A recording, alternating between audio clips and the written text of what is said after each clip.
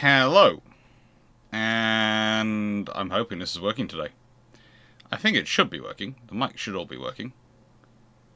But if it's not, hello everyone. And yes, we're starting off with Timberborn because honestly, I've had a weird day. Okay? I've had a weird day. It's been weird. And I felt like having a few minutes this evening on my Friday evening before I actually get into looking at UAD and testing out UAD stuff, and specifically some vessels I had in mind. I thought we'd just start off with some quiet relaxation game. And you can't get a more relaxing game than this one at the moment, because not for me, because it's just basically a construction game. No, I don't have to worry about any defensiveness. I just have to worry about my own perfectionism. An occasional obsession with making things fit. Yeah, I know. I'm seeing the issues. I know the issues. I accept the issues.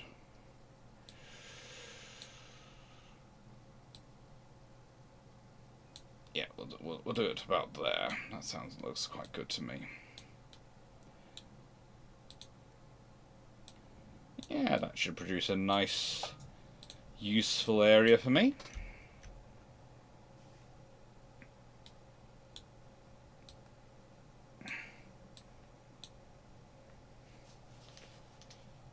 He says it should, in theory.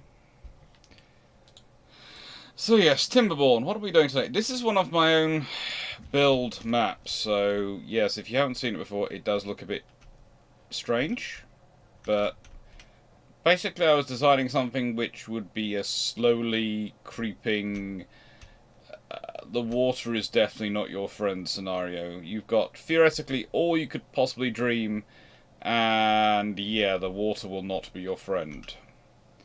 Hello, Spike. Yeah, there's no ships here at the moment. They haven't given me ships in Timberborn yet, which I find. I think honestly, I could do with ships. I feel Beavers could build good ships, but so far no sailing and no aquatic beaver scenarios. Right, I have to remember what I was building here. Oh, that's oaks. Okay.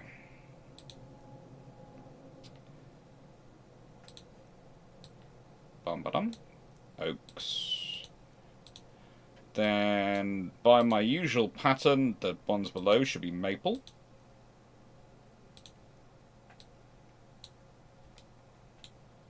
Yep, they're maple. And then these will be chestnut, because chestnut are good because they give me a source of food. I do like chestnut trees.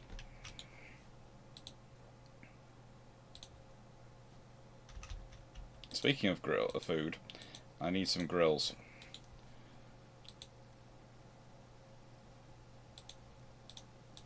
And I need some of those as well. You will take potatoes. You will take grilled potatoes. Actually, no. You will take potatoes. And you will take grilled potatoes. Because that makes more sense.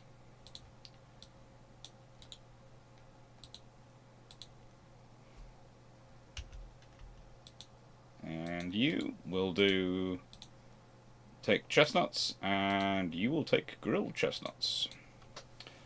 Hello everyone. Hello. How is everyone doing today? How's your Friday been? Have you spent the day trying to explain to people why something they're planning on doing is particularly stupid? If you have my sympathies. A Friday which is filled thusly is never a good Friday. It is a Friday where you spend your entire time going, this is just going to mean that when it comes to Monday, I am not going to be looking forward to coming back into work. That is it. That is all this week is going to achieve. Is me sitting there Sunday night going, why? Why have you all been a moron? I had fun this morning. I recorded a cool video on the Ersatz Monarch class, which I enjoyed. And then the rest of the day I've spent dealing with people who I honestly think are having trouble breathing. They must, because of the effort of actually trying to think.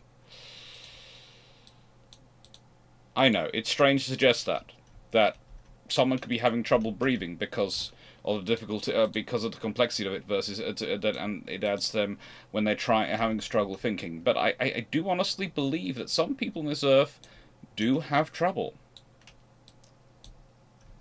So as you can see, all these zones are divided up into things by things going across, and water slowly fills up.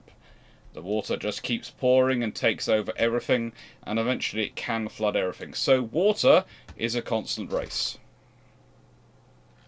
It is a fun city builder, yeah, I do agree.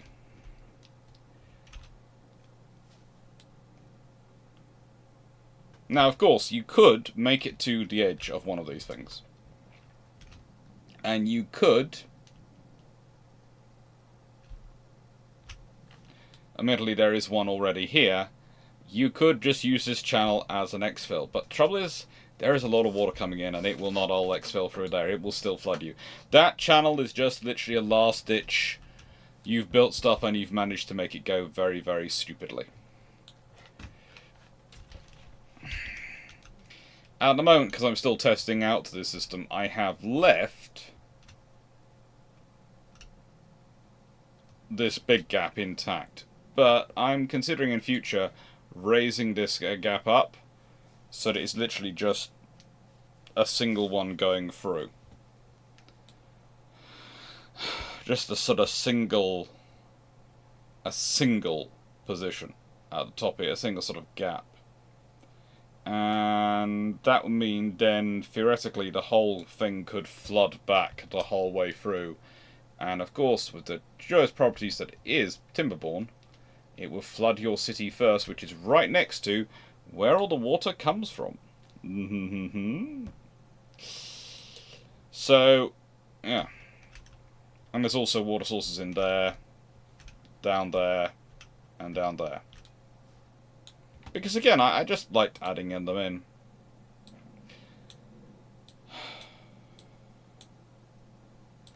But you are quite right, it is an absolute banger of a city builder.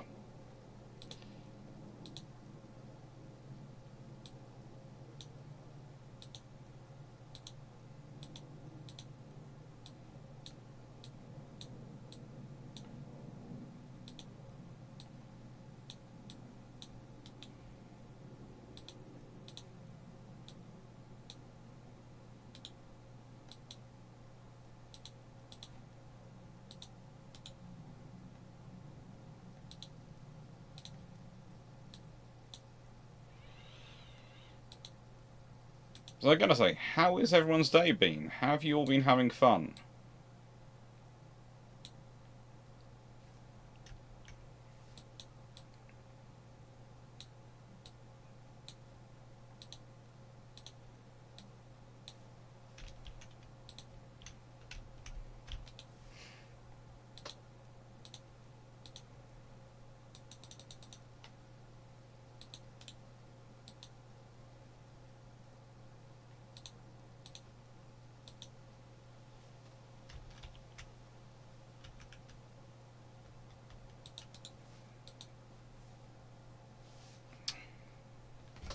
Hi, Leslie. Busy eating Spanish food.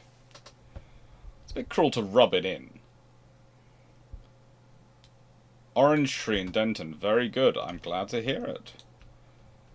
If I'm up that way this year, I will be, well, I'm hoping to be up that way. I've got to get up that way at this one point this year to do some research. Ay, caramba.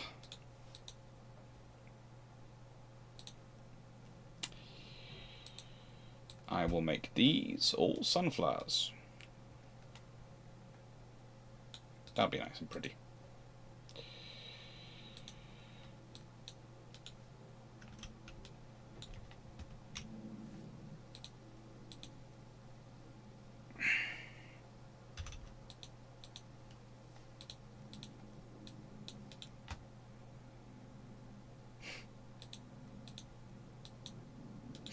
No, they were built blooming quickly.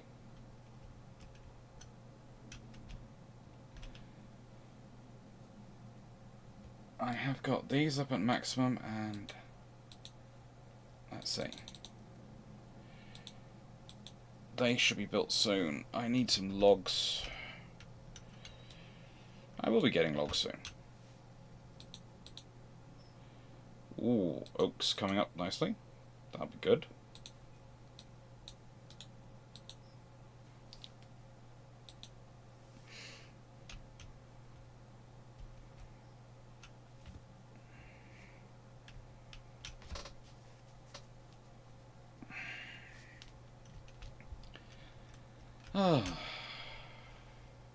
No, seriously. Today has been an interesting day. A really interesting day. In terms of a lot of people trying to explain to me that they know better. And when I say they know better, I mean their view is that they would not make the same mistakes of others in the past who have put in similar positions. That they would achieve different.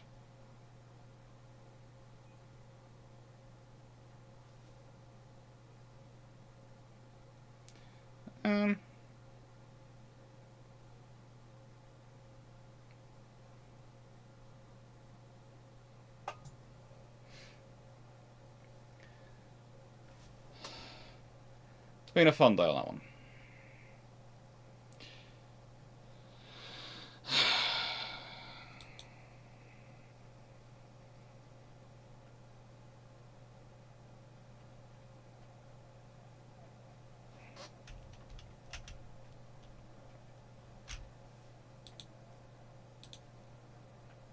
Hi, Santa Canara.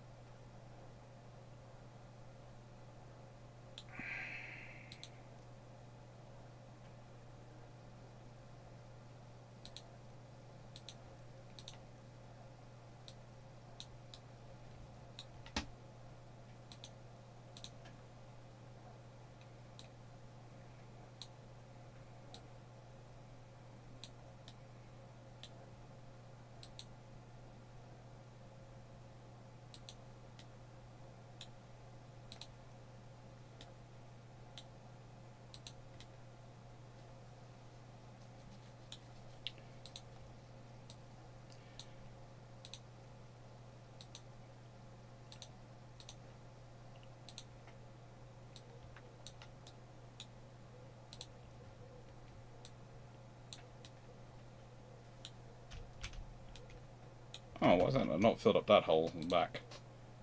Yep, we can. Yes, I know. Perfectionism reigning, but we'll leave that to one side.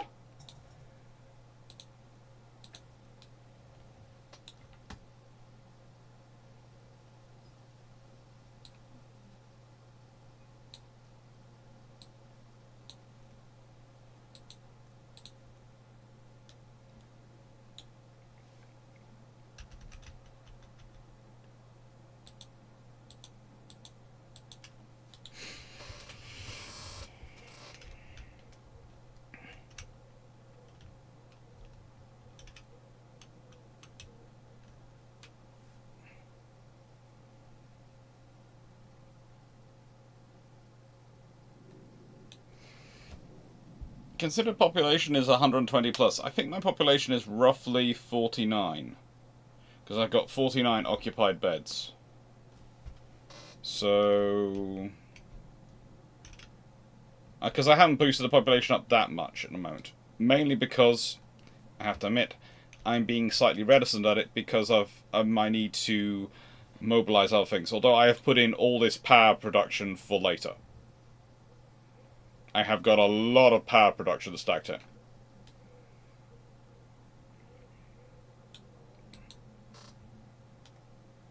And even more coming soon.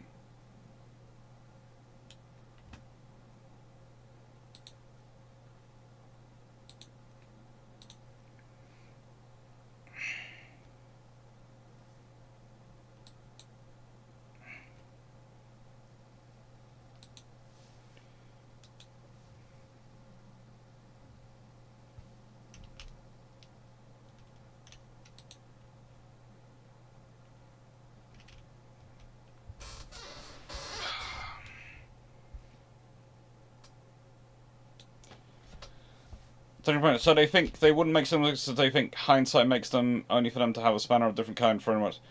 No, honestly, they just think that.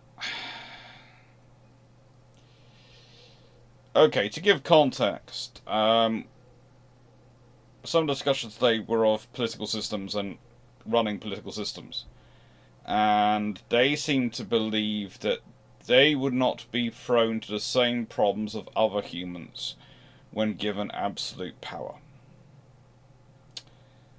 And they took it as a personal attack on them when I said you are still human, and therefore, if you are in that position, you will react the same way as all other humans have done when given that amount of power. There is a truism to the saying, absolute power corrupts absolutely. It's kind of nice. We'd all love it but, you know, it will corrupt you. It will do. Not because you're a bad person, but just because absolute power is like that.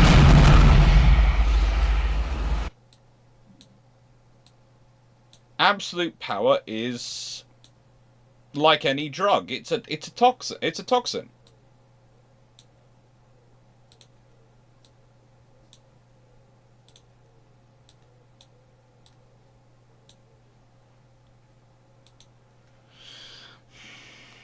Hi, guys, one.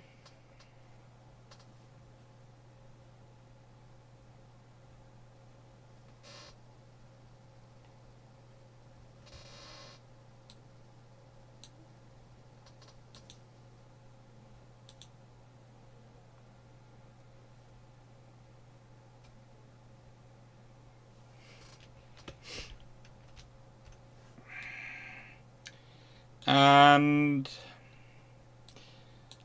it's one of the things you do find these days, especially in certain portions of academia, which I still do work in, that there are some people who honestly believe that they are something different. And no, you are just human. We're all human. We all have the same foibles and issues as all the rest.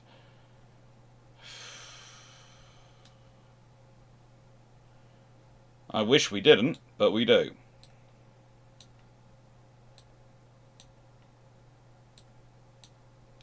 Which is why I'm starting off today, instead of going straight to UAD, I'm starting off with some session of me doing this.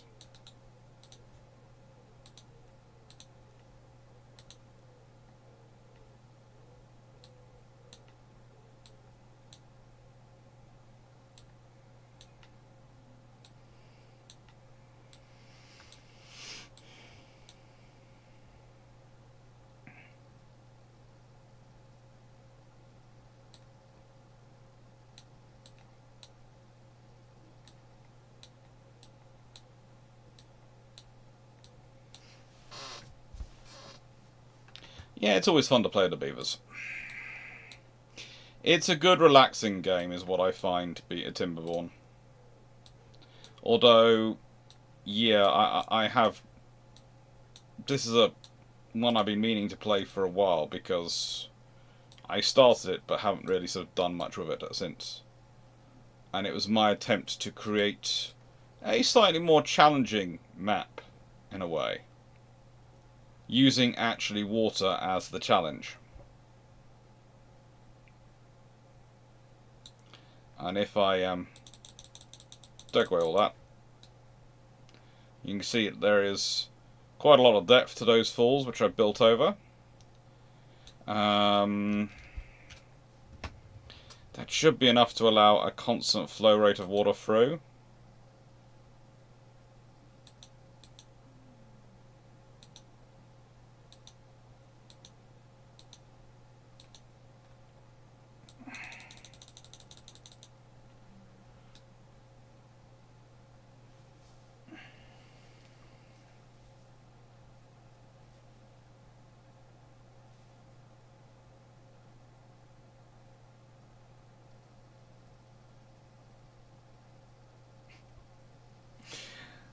I'm look. It's nice to have a shock with a notification. It makes you feel connected with the notification. If there's a bit of a shock.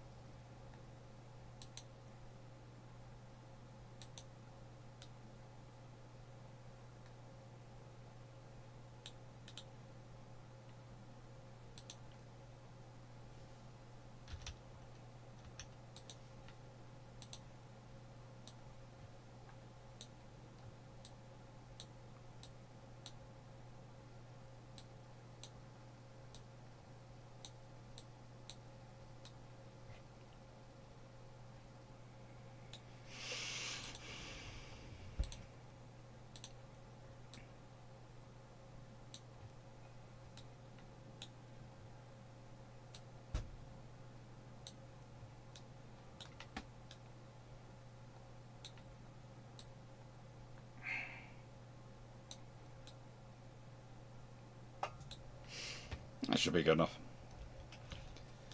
So, as you've all probably had enough of me complaining about my week and my Friday, how's your week's been? What have you been up to?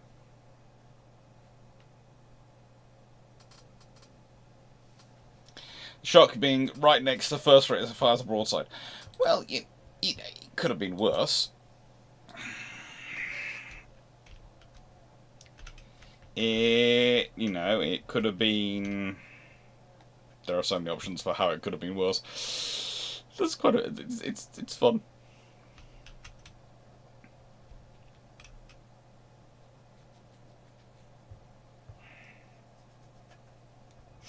Work busy, expensive car running costs. Yeah. Oh. I'm starting to seriously think that there is a desire to return car. There is a desire or a reality that cars are returning to becoming a luxury item, rather than a how do I put this, a necessity item.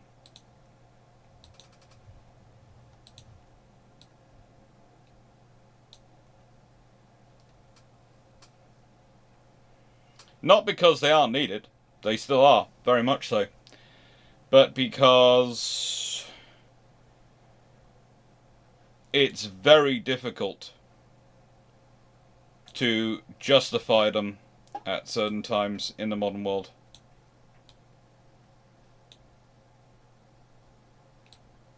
The expense that's now being attributed to running a car. Yeah. It's becoming, to an extent, impractical.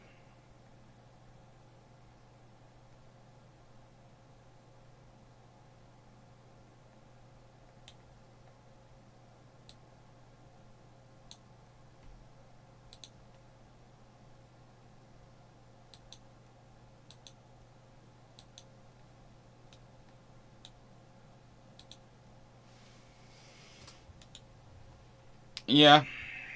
It's one of the things where I live.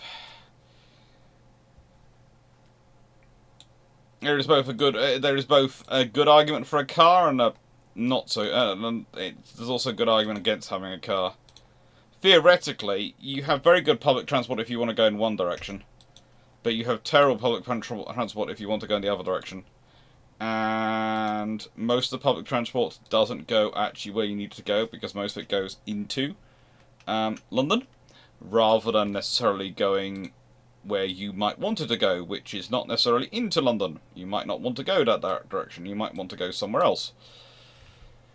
You often have to go into London to come out of London again.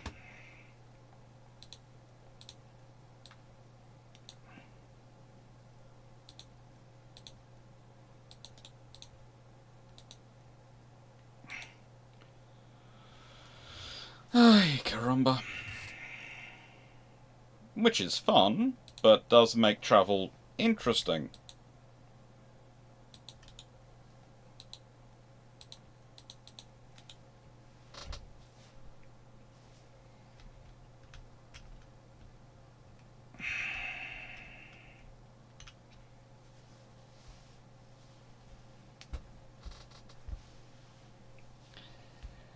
I'm not sure I would agree with that in the UK. It's going to sound strange, but I do enough travelling around the UK that I don't think there really is cheap fuel anywhere left in the UK.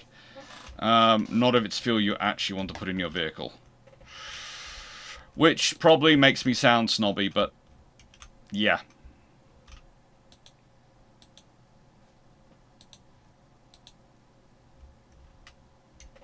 It's not meant in a snobby way, it's meant in a, yeah, this is extortionate kind of way.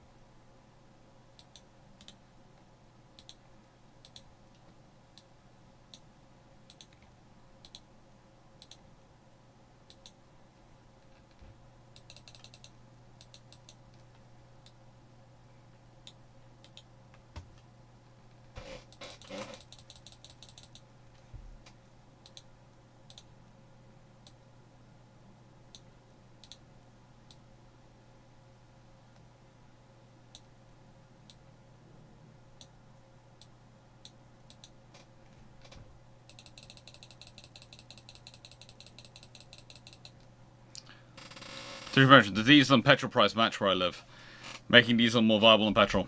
Yowza.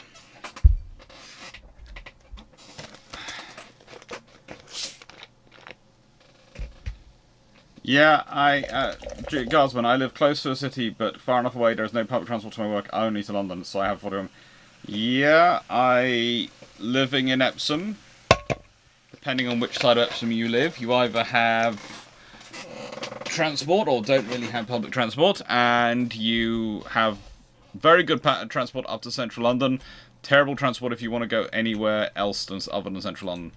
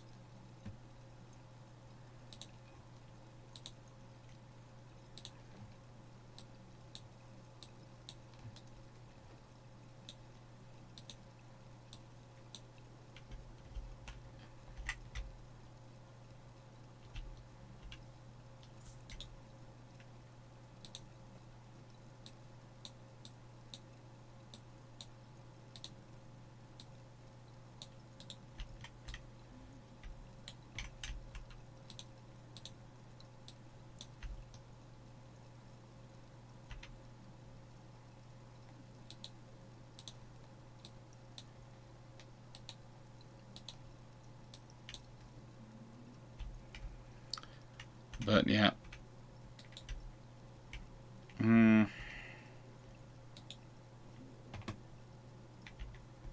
It just gets fun. It just gets fun. The problem with my county is it's so rural that it takes 40 minutes to get to the closest city. Yep. I can see that being fun.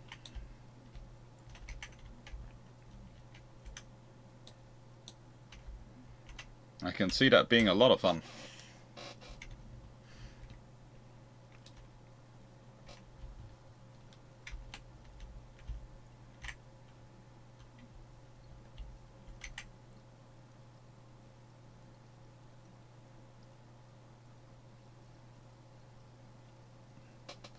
That does kind of look like a turbine from this angle, doesn't it? Ah, well. Let's save this.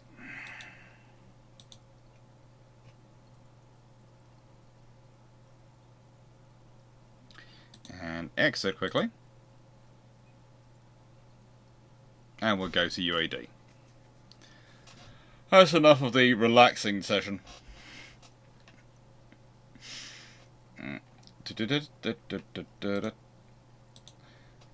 Because I did promise I'd be looking at the Ersatz Monarch class this evening.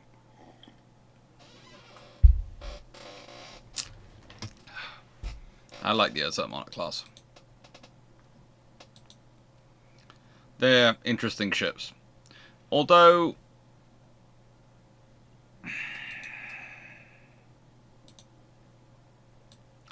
I wouldn't be surprised if the Ersatz Monarch does not do as well as some of the other videos have in the Key Ship series. Mainly because it's Austro-Hungarian and... yeah, people...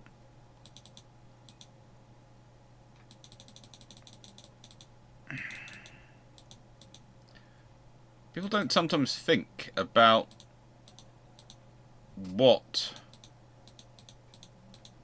it means, what these ships sort of mean, what they sort of... what's the factor that's going to be affecting them.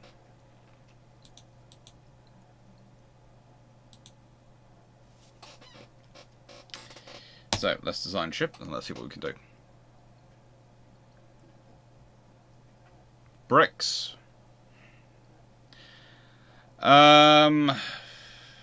What's my opinion on the bricks?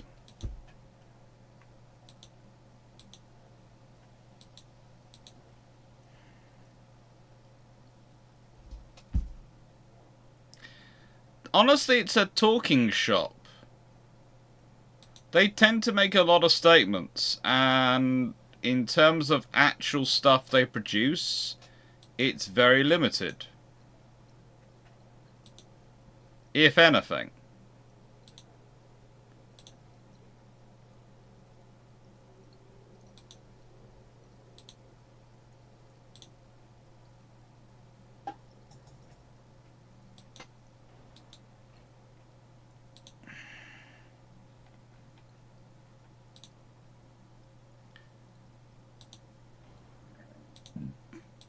So, my opinion of bricks is I take little to no notice of them, honestly. Little to no notice of them. Because...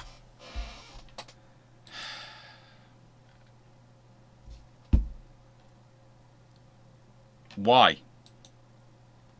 Why worry about them? They make a lot of statements, they make a lot of noise, they don't actually produce anything often. It might be better for the world if they did, because at least then those nations would actually feel something had been done. But yeah, they don't. They really don't do anything. That's supposed to be 45s.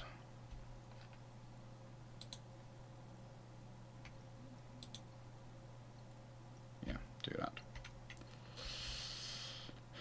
Secondary guns are 5.9 inch.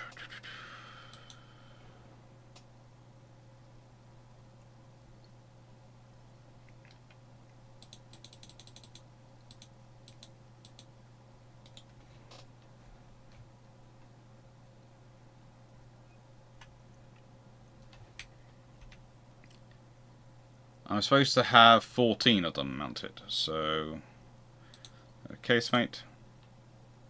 Let's do this.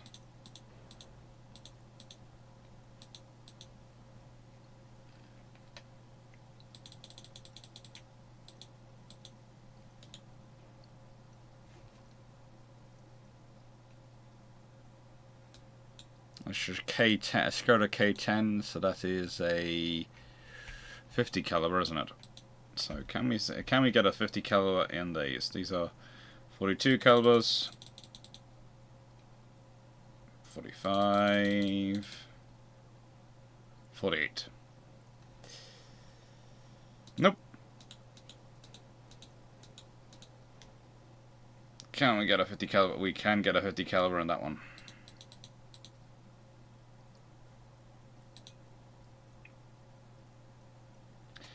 So, secondary guns, 5.9 inch, 50 cals. And they're supposed to carry 7 each side, so... 7 firing each side. I've got...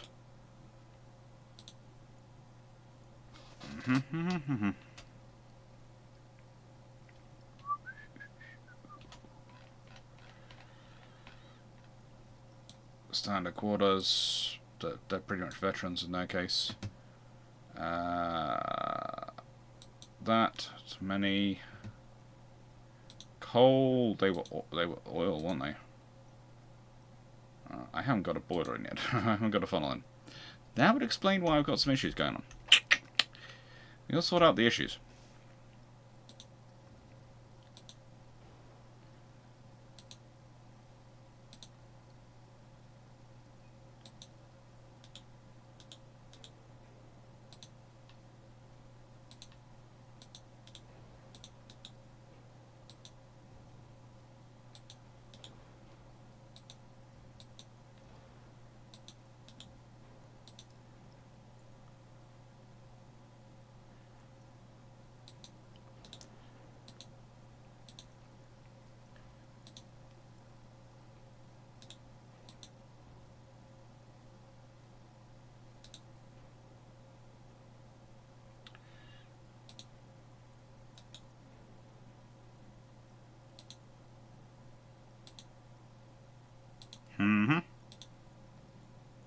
Do I need that much horsepower? No, I don't need an engine of that much power. That'll do.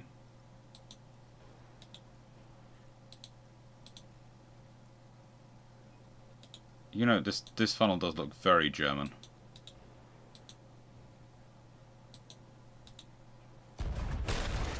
Why does every time I move that moves as well? That's just annoying me.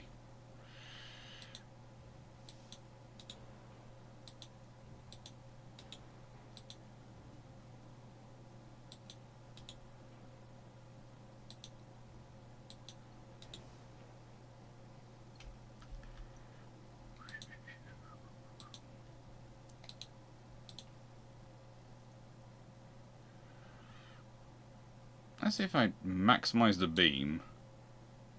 At what point can I stick this on here?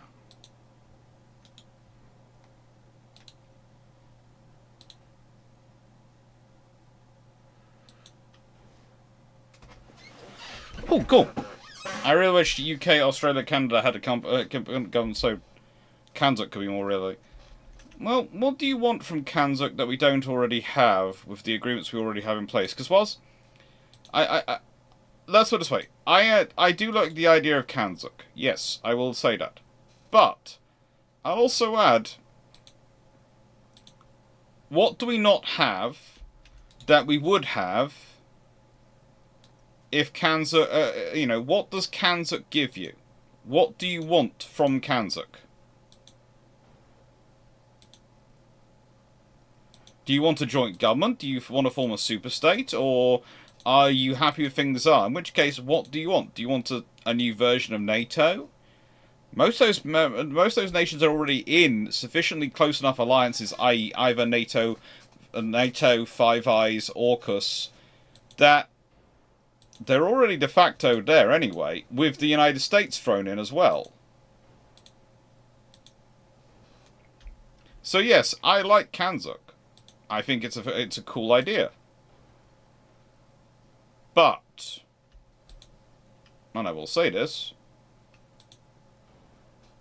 what are you looking for?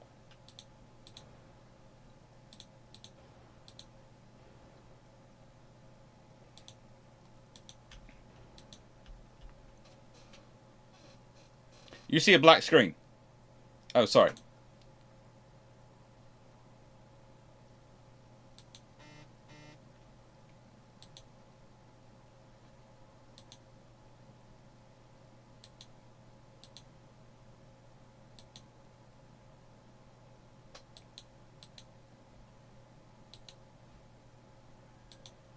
It's supposed to be... I didn't realise it... Yeah, there you go. There you go. Done. Sorry.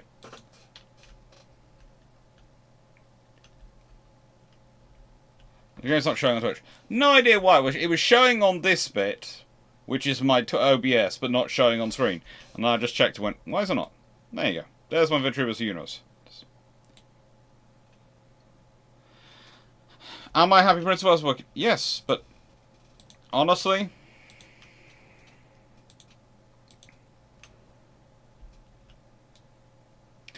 Prince of Wales was always going to be a fairly decent ship.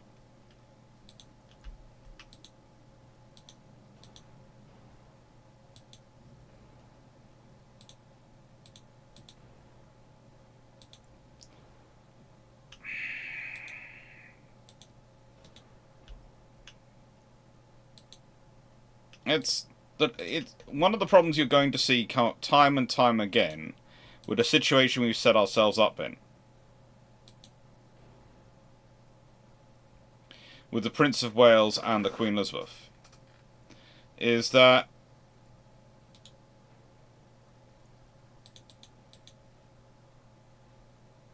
we only have 2 carriers.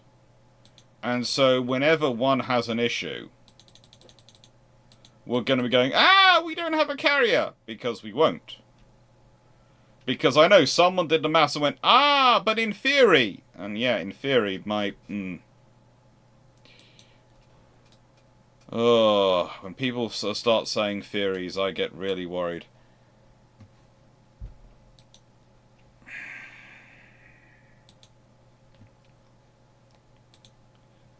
Secondary. I don't think I can take these down to 1.9 inch, can I?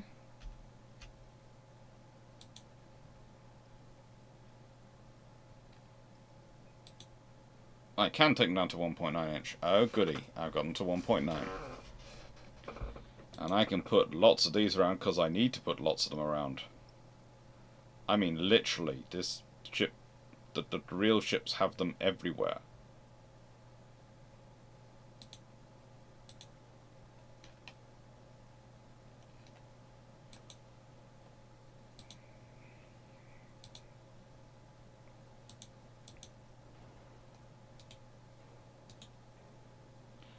Oh, bloomin' bloomin' frigate.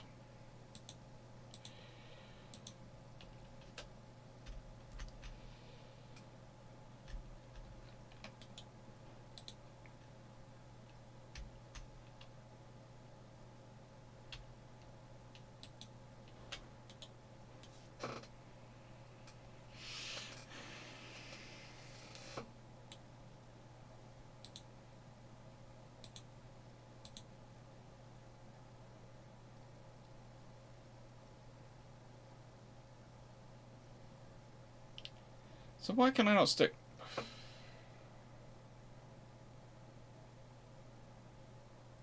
Should be sticking these everywhere. Everywhere.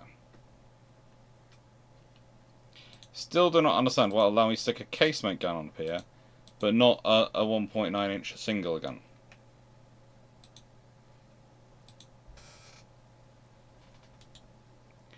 So that's supposed to be 1.9 inch. AK 3-pounder Hotchkiss. AK they are 30 rounds per minute. Yeah, it's always nice to have. And ships around every couple of seconds. 50 caliber. They're 50 cals. So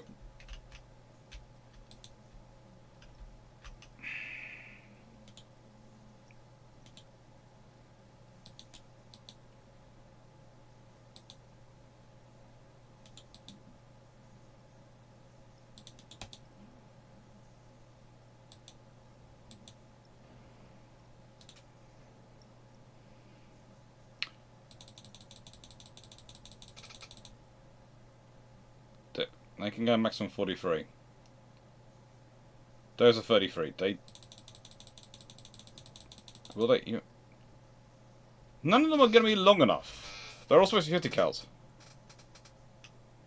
I can reduce a 2-inch old, but yeah. I don't usually play around with guns that small, but you know, what can I say?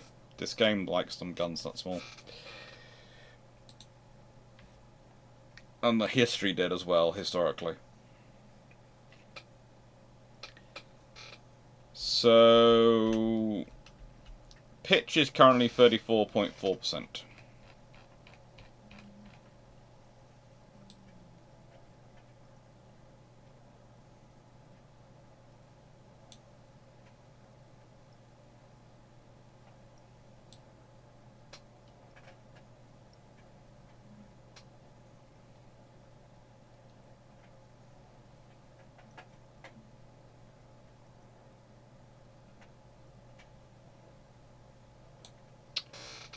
Okay.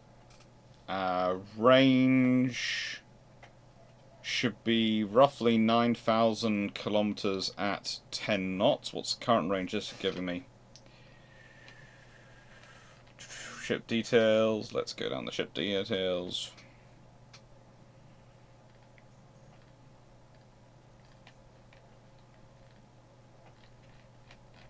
Da, da, da, da, da, da, da, da, da.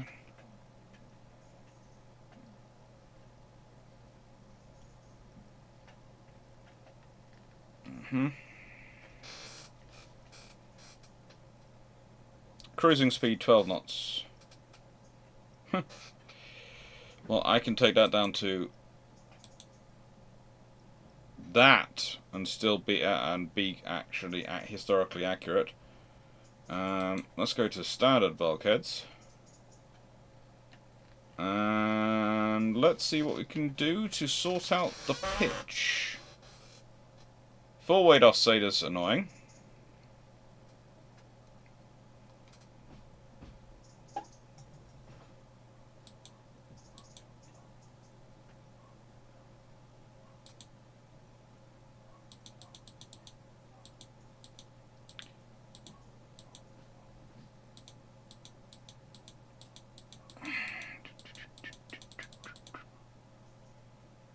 That should do.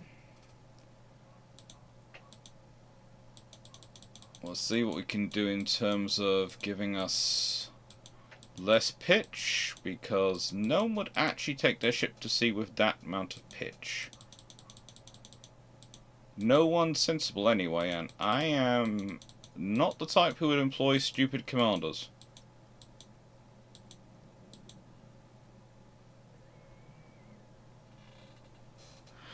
Okay, 500 more tons in the centre isn't going to help me with the pitch, but I can probably do something. Let's see. Turrets were supposed to be 13 inches.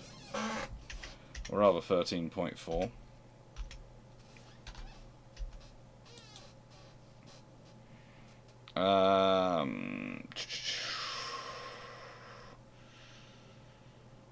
Conning tower was 12.6 on the actual ship.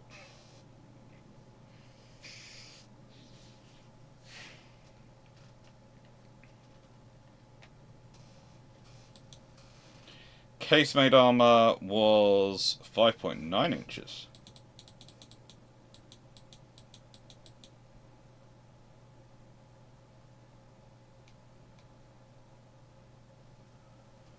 That'll do. So,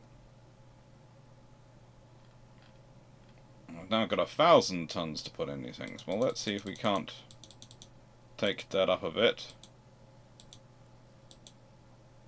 If I can get that to 18 inches. Is that going to have the desired effect? Probably not. Torpedo 2, barbette down to 3.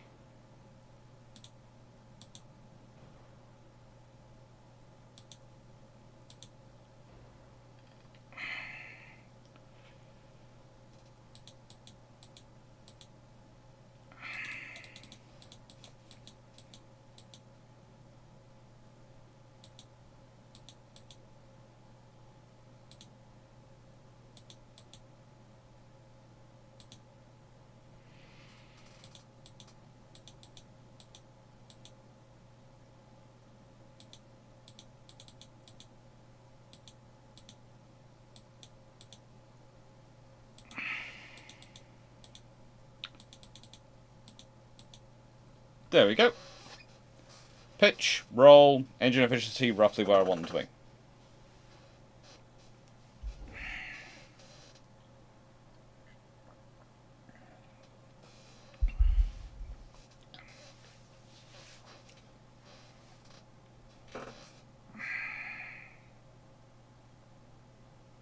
Dear Pension, Ganzuk is much like a...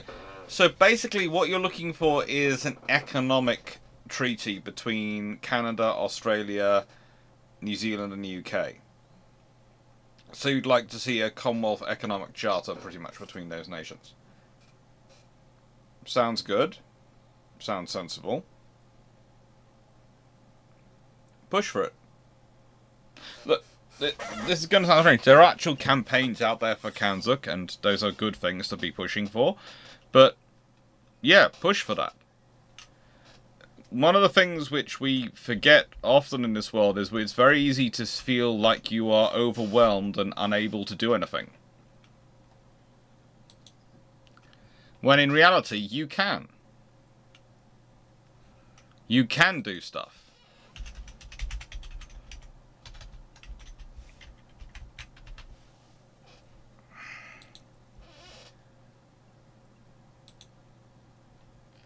You know, you can go and argue for these things if you want to.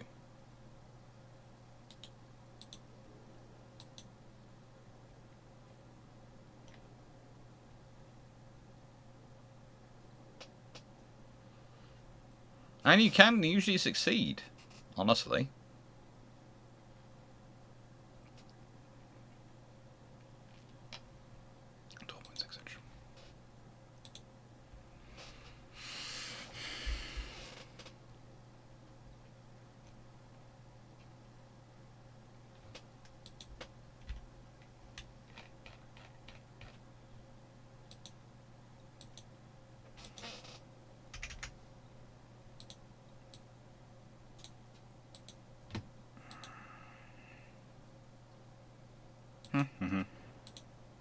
But you need to be prepared to put in a lot of time and a lot of effort and push for it. And actually push for it. No, not just, oh yeah, we're trying our best. Actually go and do it, because that... Too often these days, people give in before they need to give in.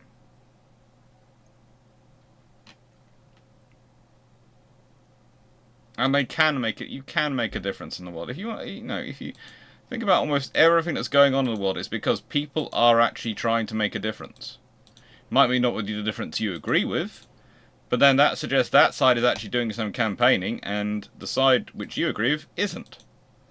Because again, most of the joys about democracies are we live in a scenario where you have to persuade people. Oh, good lord! I mean. Did I not realise the Italians and the Austrians absolutely hated each other at various points? I have no doubt that they definitely wouldn't have designed their ships looking like each other.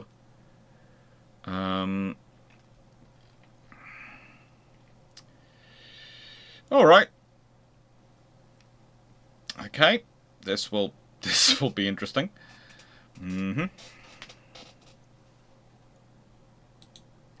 Main guns. 12. We're going to have a triple there. And a triple there.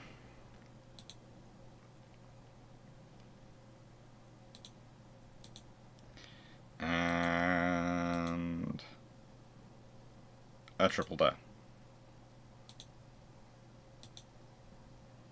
We're going to have a twin there. Somehow.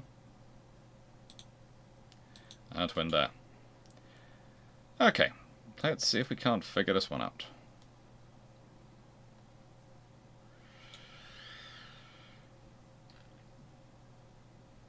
What hull form is this using?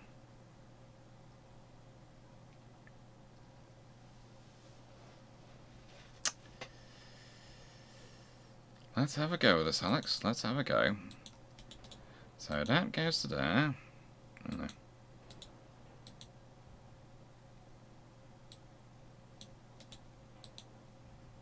Oh.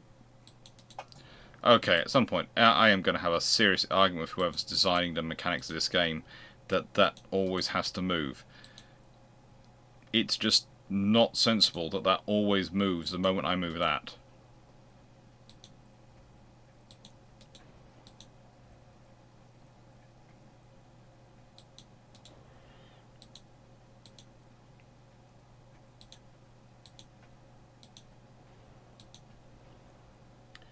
So, it's supposed to be 12.6, right? And they were 12.6. Oh no, they were 12 inch, weren't they? They were 12 inch. They bought out to be 12.6. They were standard, they were very British pattern T and G standards, weren't they? 12 inch. What were they in caliber? 46.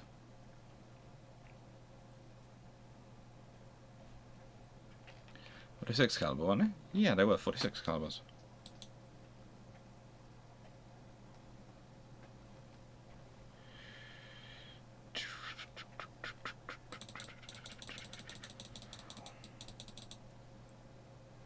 Not that.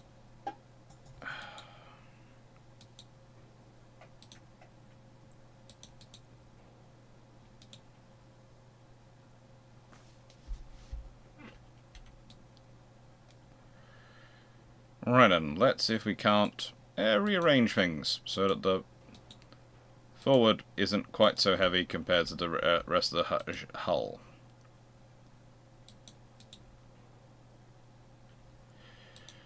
That one goes back. Now I bet when I moved... Ah! No, I don't want that to be moving around. I want that to be left alone. I positioned it. I know where... I'm happy where it is. Ay, caramba.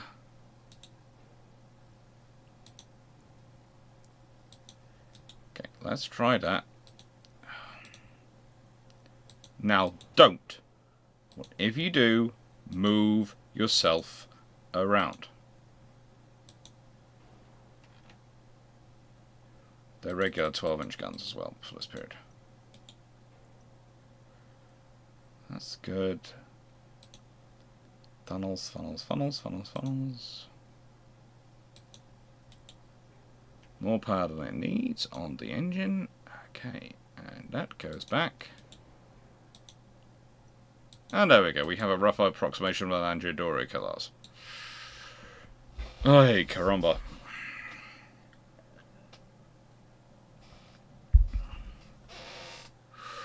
I'm in the wrong game category. Ah, you do know. That's true. I started out in in Timberborn.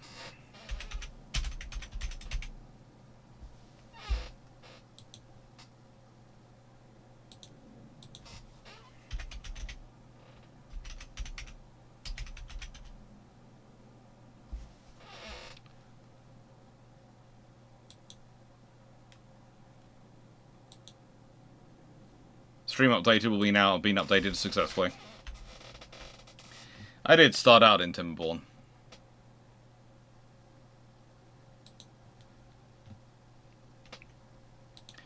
And they have 6-inch guns, which is always far more fun. We always like a nice 6-inch gun on this channel. A good 6-inch gun can be very useful. They had...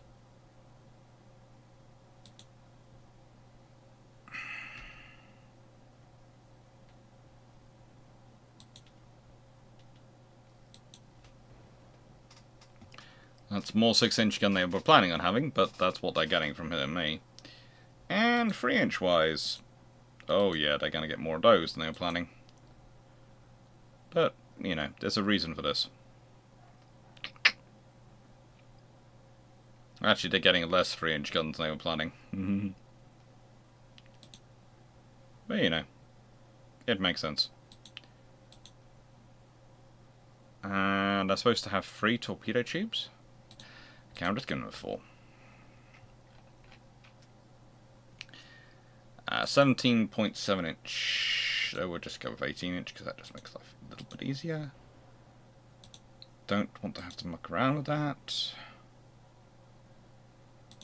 Increase shells. They got it from them. They would have had that. We'll give them that because we're nice people and we don't want them to be completely terribly armed. And this is an Andreadore class, so it's got enough trouble. Its gun turrets were originally had 11-inch. Armor. Conning tower was 11 inches. Full weight offset. How is it when I have the fun all the way back there, when I have all these guns aft, you still managing to tell me that I have a full weight offset of that? Not sure how that's even possible.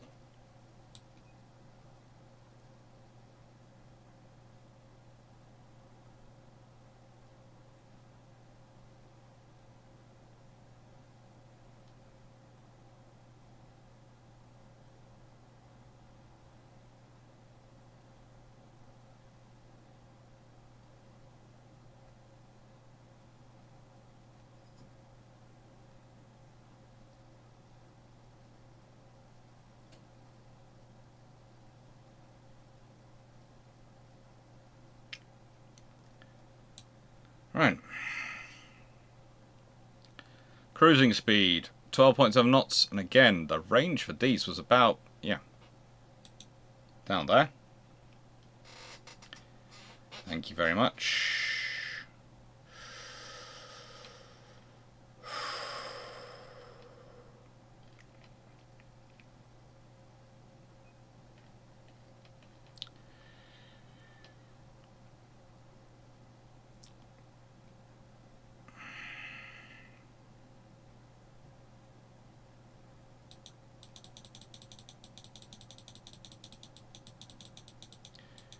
Put that up to 6. Going to put that up to 10, which is actually historically what roughly they were, because it was 9.8 inches for the whole total belt. I'm going to stick it up to 10 inches. Halfway offset now. There you go. That'll do. So let's take that up to roughly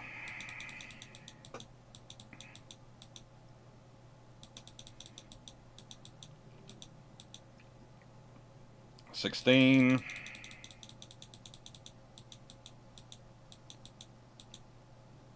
And 8. And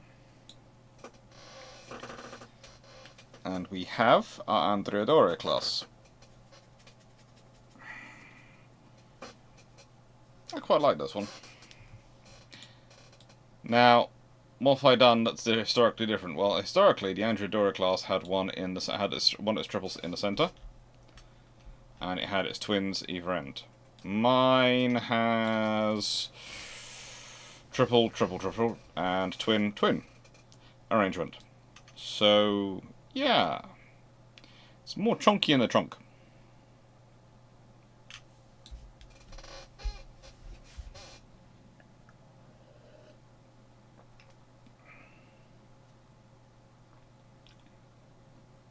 Okay, Duke of Paddington, you've just lost all support in political terms in the UK. I'm going to be honest with you.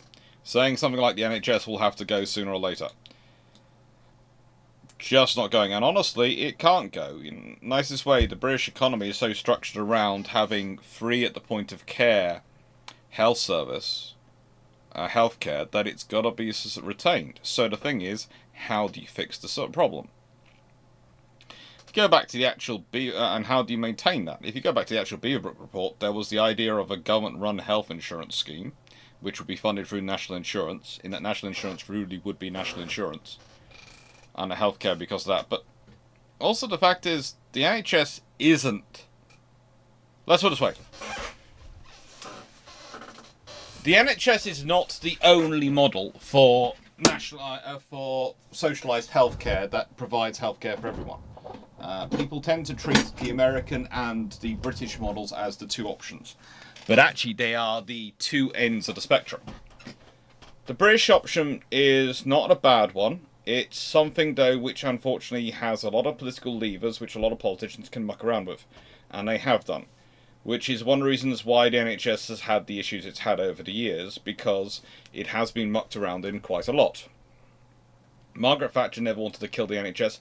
No sensible Conservative leader, no sensible person ever wanted to kill the NHS, because you then have the trouble of what do you replace it with.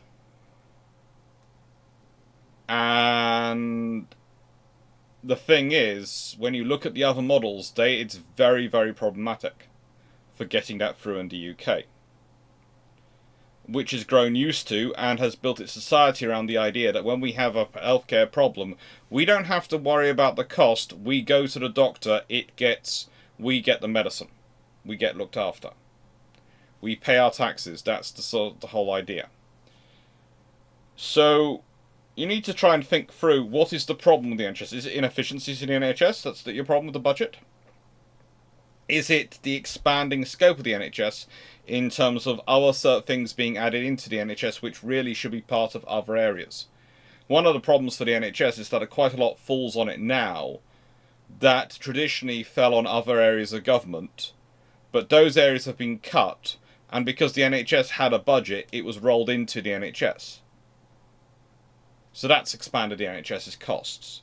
There's also problems in terms of the NHS, I would argue, has reached a critical scale of management in size and scope that makes it very difficult to properly manage, because it is quite so big. And I would argue that whilst you need arguably need that size, etc., and scope, you almost need to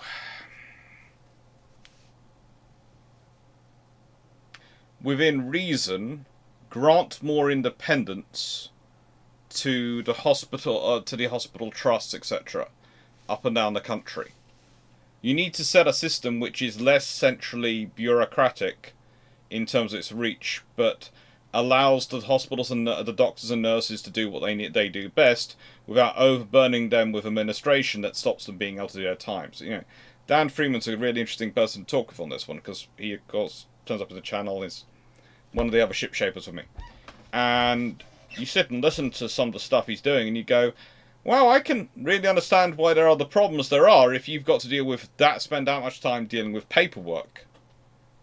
And in my experience, I would say I haven't worked in the NHS, but in other parts of government I have worked in, and other parts of companies I've worked with, in my experience, paperwork tends to be put in place of good oversight.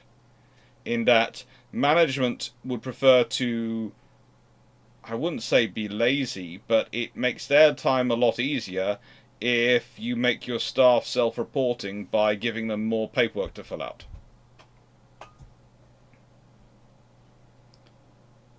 But yeah, no, getting rid of the NHS, no. In terms of getting rid of the healthcare for the UK, which is free at the point of service, that's not going to happen ever politically. It's just not an option. There's part of me which thinks it should be means tested for things like prescriptions that you should have. And when I say means tested, I mean if you're a pensioner or you're unemployed or something, or a kid, you get your prescriptions for free. But if you're working and you have to pay £5 or something towards them, I could see that being sensible. But the thing is, I haven't had a prescription in ages, so that might well be the system now already. I have heard some people have had to pay towards their prescriptions.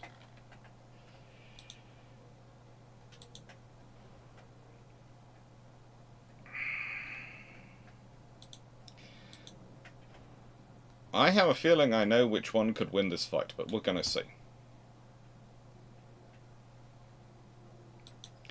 And I will add again, Margaret Thatcher did not want to kill the NHS. Margaret Thatcher was many things, okay? She is someone who's divided opinion a lot, mostly because a lot of decisions she made, she was a very easy lightning conductor for people to focus their energies on. But yeah, she was not out to kill the NHS. She was not out to kill anything like that. She was probably one of the better prime ministers we had in that sort of the 60s, 70s, 80s. This is the Ersatz Monarch class based on. And this is the Andrea Doria. So we're going to launch and we're going to see what happens. It's based on, roughly. And there's 2 for each. Bum-ba-dum.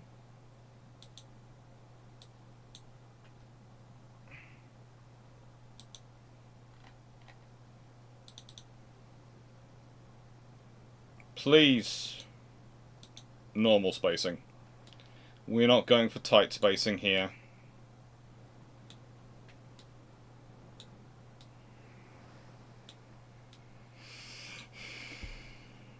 Yes.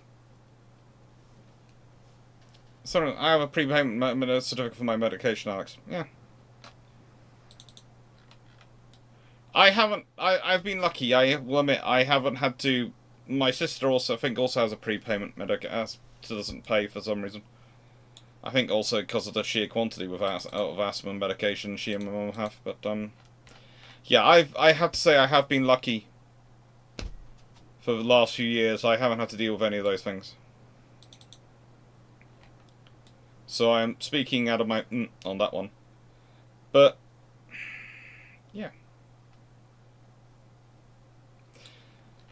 Also, you have to consider, this is something to point out with, that one of the biggest problems we have coming up is the fact that we are going to be facing a shortfall of population at a certain point. And that's along with most countries, and you can either make that up with births or with immigration. But you're going to be facing a shortfall of population. Really, immigration only moves the problem. Immigration only ever moves the problem from one area to another area in terms of the shortfall of population. So that's going to be coming up. That's going to be fun.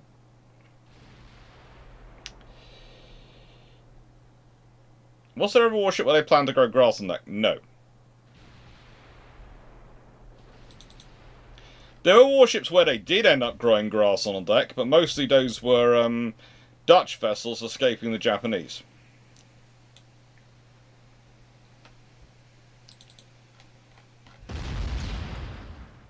They're not in range yet to fire back, apparently, the Androdoras.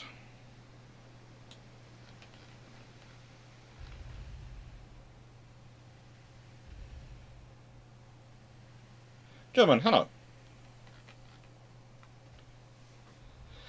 So, given question... Ooh, sir. Oof. Okay, question. Given that the USN was looking at 16-inch guns much earlier than Colorado's, if Congress gives the green and USN starts 16 pre-war, how do the other large navies respond? Honestly, the 16-inch gun, that's just part of the quantitative race with the qualitative race with the British. And again, the British have gone up to 15-inch. The Americans and the British are both very keen to have the qualitative race because it helps drive forward the quality of their ships. But they want very careful not to put the heat in it and to take their time with things. So the British jumped up to the 15-inch gun, and then the Americans were jumping up to the 16-inch. It's... What do I think happens if the Americans jump to the 16-inch earlier? I think you might well get the British... The 18-inch, 18-inch might be pushed forward with, but I think it's possibly the 16.5-inch it would be available first. Heinrich is on fire, but otherwise okay.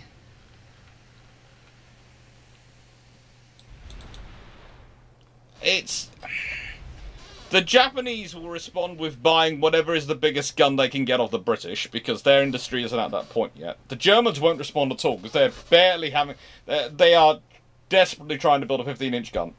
So the moment they're locked into that, the British can respond, the Italians won't respond, so it's only the British who really are going to decide the response, what they go with. Will they go with a 16.5-inch or they go with an 18-inch? So HMS Agincourt basically is your option there.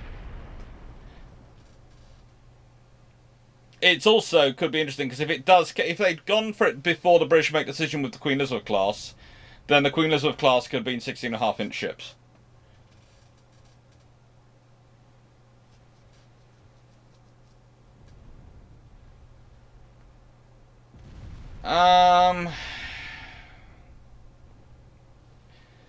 Okay, Killer Bin. You have to remember the reason the 15-inch 42 is the length it is not because of necessarily issues, it's because of timing, because they're trying to rush it into service as quickly as possible. That's what causes the issues. So if they have to make the choice they do, if they can't, no, basically it's one of those things of they could have gone bigger and they could have made an effective one. It would have just taken time.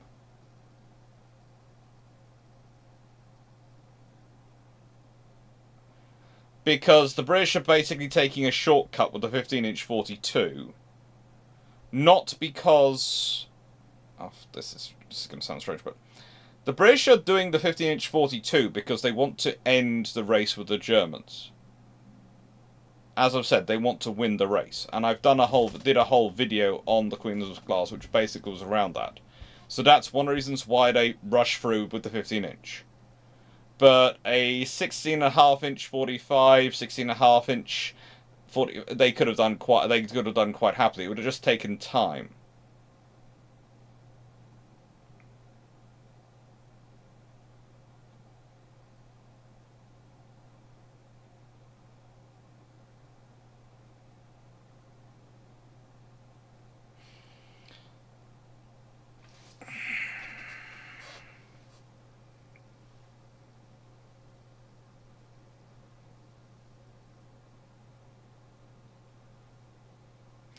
Because if the Japanese didn't have an industry, how did they...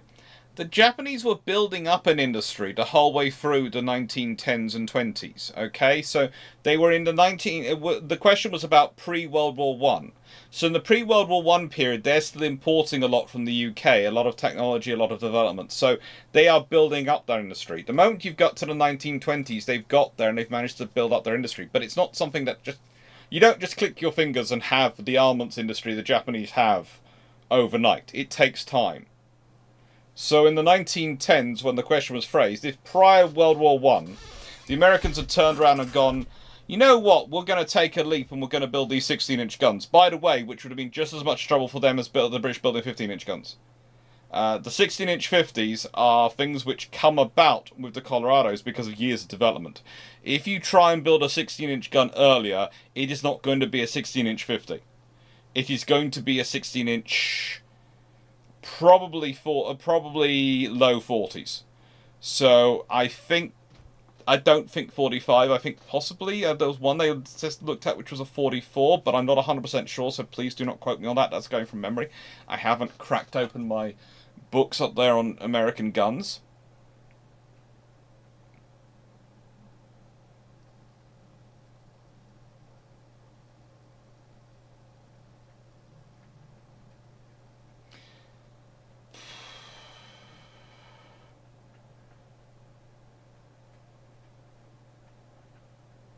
And, you know, they develop things. The 20-inch test gun is an interesting case for the Japanese, but yeah, it takes time for them to get there.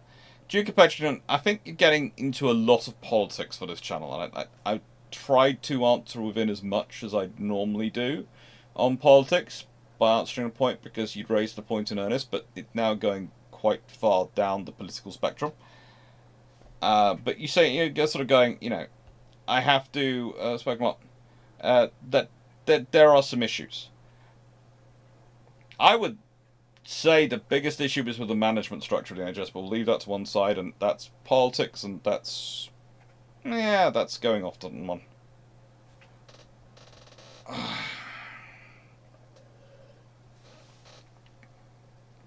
I'd also say that point doesn't jive with the...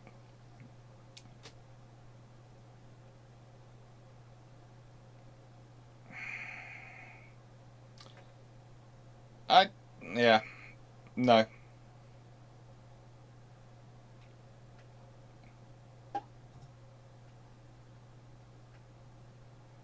Come on, mood shift. Crown Colony class light cruisers should have been 3 turret ships from the start, not trying to cram a town class onto 1,500 tons less. Yeah, that would have been sensible, but let's be honest. At that point, the Royal Navy was just annoyed with their politicians. I think they were hoping to do basically a town class version of the counties, in that they were hoping to make a town class which has its armour sitting off to one side, and they just quickly integrate the armour. Things like that. So, get in basically a full-length town class, but underneath the weight limit.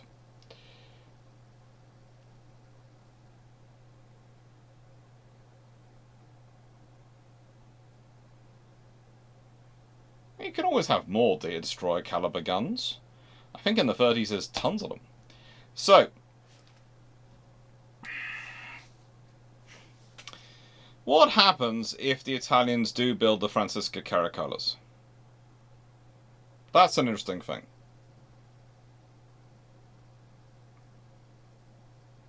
If people want to have the discussion on Discord chat, they're more than welcome to.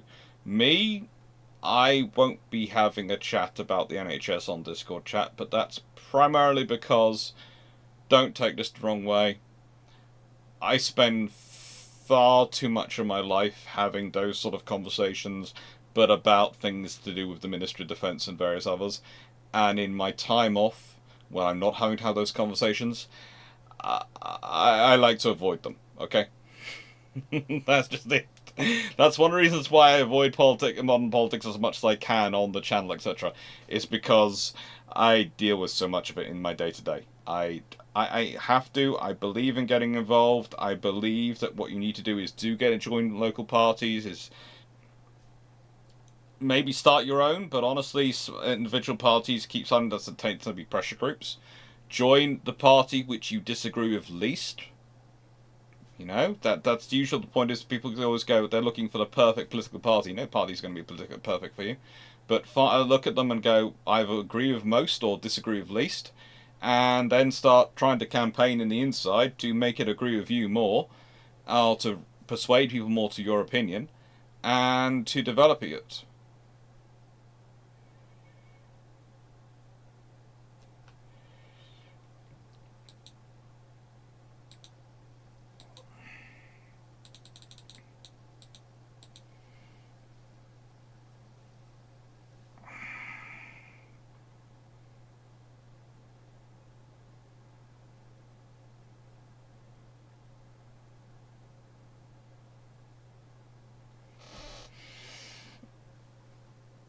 Kilobit, if the Ridge and Marina get them, the RN have to vote faster capital ships to the Mediterranean permanently. I think generally the British have to go with faster capital ships generally.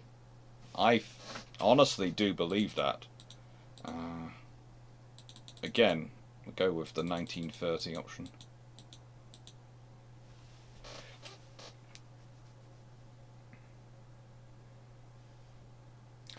York class was just silly. It was silly. You're never going to have me argue the York class was not silly. Mainly because the whole premise of them, and as Killer Ben has pointed out, they were supposed to be getting 7, but in the nicest way, they were never going to get more than 2, because the sheer cost of the ships and the sheer problems were, basically you're taking a design you've built as perfectly balanced as possible, and you're trying to cut corners with it. It's just not going to work.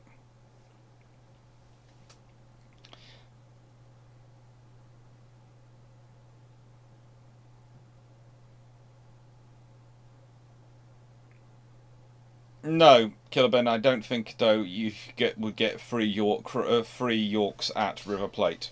I don't see that happening. They'd be spread around the areas too much. They just wouldn't be free concentrated in that area. So again, the old thing is you divide by 3 anyway, because probably about a third are going to be unavailable, which means 2 are not available for operations, probably in maintenance and deep refit somewhere. Then that leaves you with roughly 5, of which you'll probably have a couple in the Indian Ocean and maybe 1 in the China station, and then 2 in the South Atlantic. So the most you're going to have down there is 2. Most. The odds of them actually being concentrated in the same place, if you have that many extra heavy cruisers, well, Commodore Harwood takes a big punt and brings her heavy cruiser and 2 light cruisers, and would have liked to have had Cumberland, but Cumberland was in short-term refit down in the Falklands because you've been racing around so much. Again, other cruisers he could have called on, but they were in short-term refit, so again, you probably could still end up with just 1 down there. Even if you have 7 in service, you could still end up with 1 at the Battle of the Plate, and more than likely would. The thing is, you'd have more other areas being covered. So you'd have another vessel doing something else somewhere.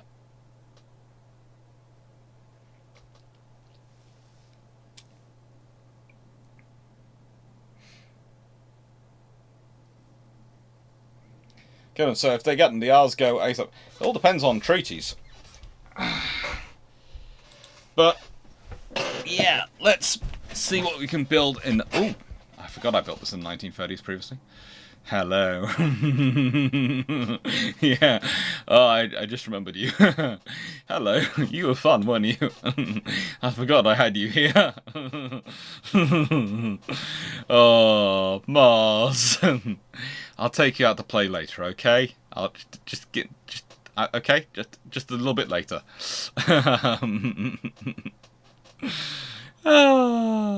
Yeah. So, yeah, the difference... Let's say the treaty limit is 35,000 tons. And...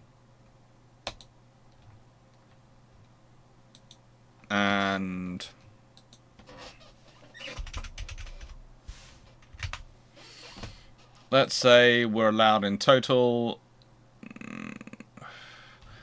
we'll go for 39,000 tons fully loaded.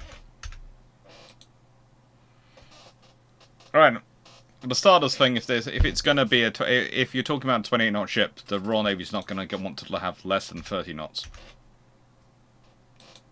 to have a superiority. Preferably, they're going to be aiming for 31.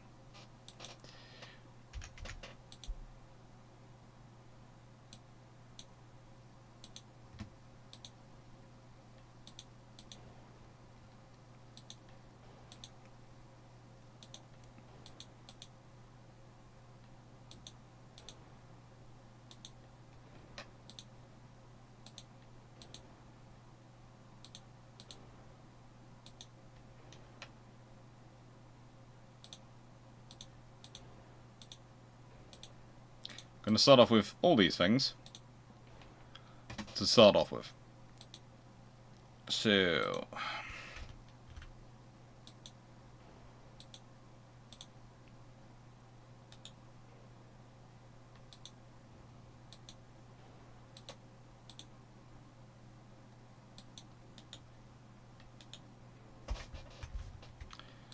I think the Royal Navy... it depends on if it's the Royal Navy's response...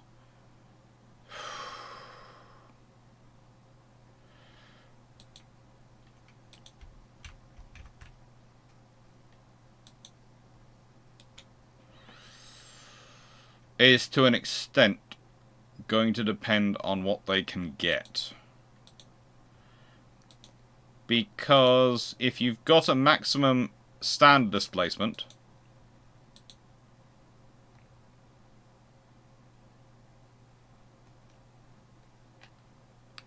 of still 35,000 tons,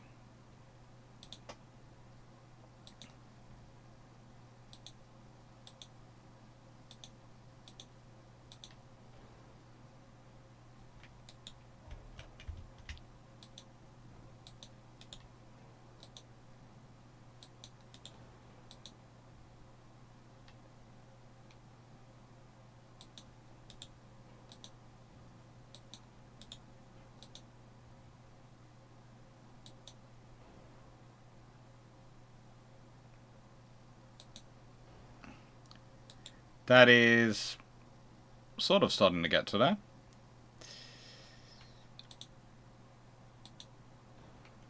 Half weight offset, 9.4%. Full weight offset.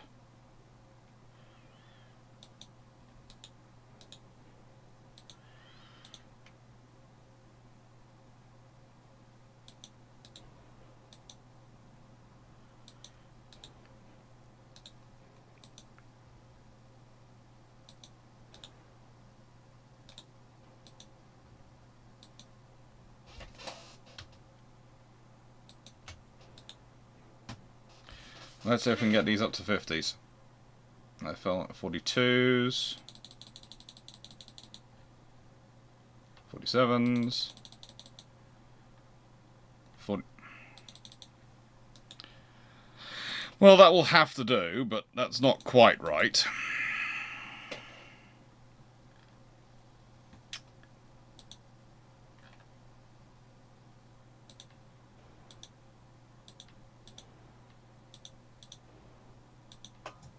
This is 1930, so why am I getting radar as an option? Enhanced. Oh, Electro Hydro, definitely. By this point. By this point. Standard ratio. Increased number of shells. Cordite.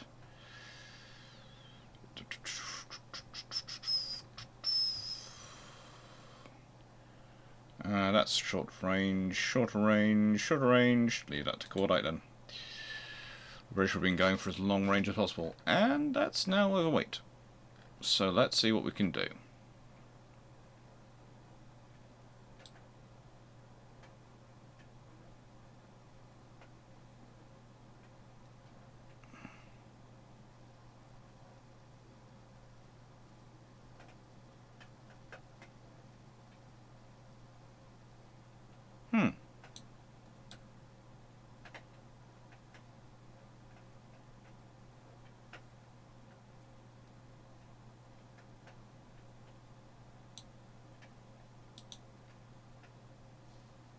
Getting there roughly.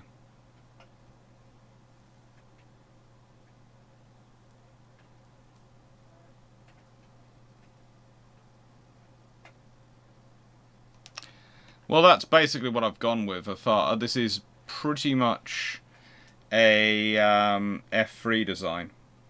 Pretty much what I've gone with.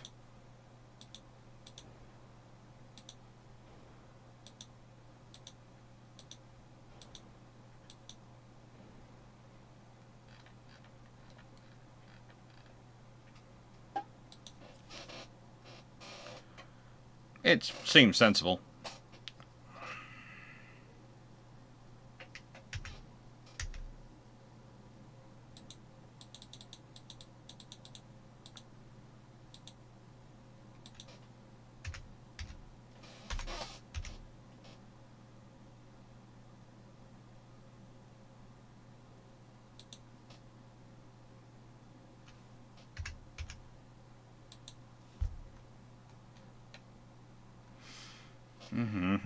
Conning tower, 14 inches.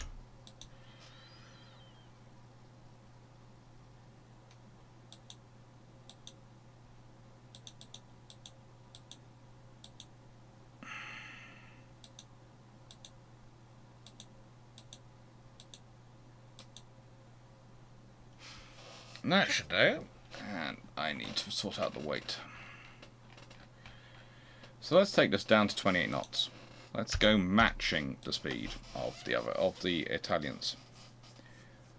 Oh, that gets me very, very close to being in my desired weight category. And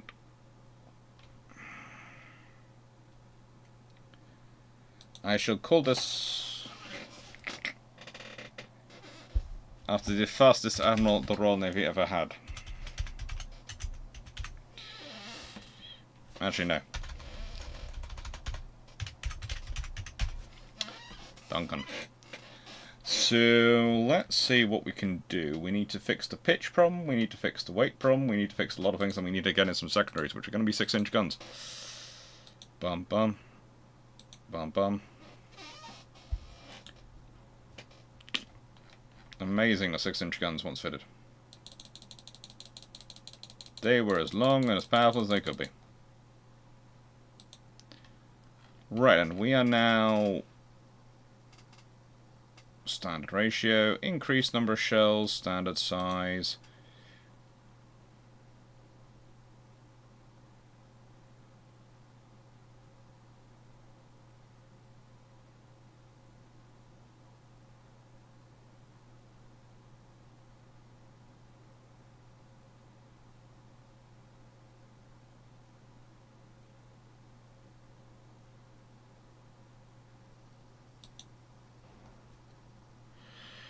So that range is 46 kilometers.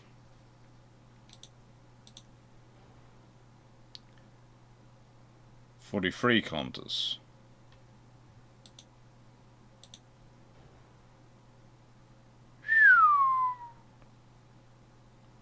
Could go with the the light shell.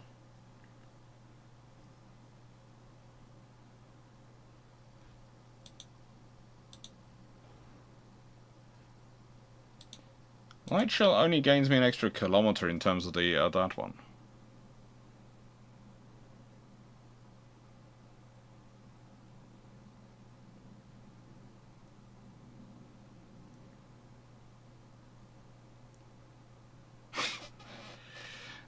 Kevin was explaining the logic of the late plating versus other native battleships, and then had to replace.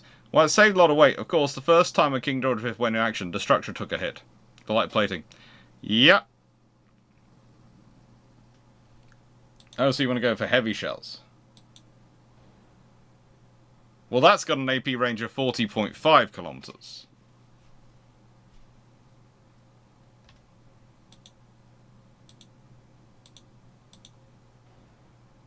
That's 41.2. Standard is 43.2.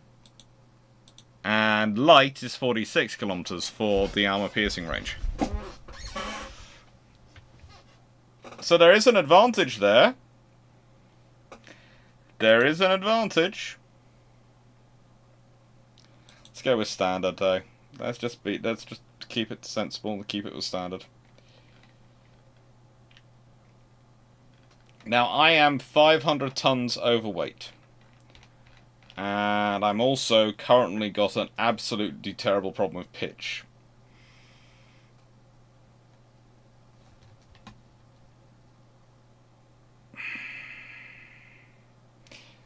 But interesting enough, I can't do much about fuel because I've got a 13,000 kilometer range, but that's at 17.7 knots for my cruising speed.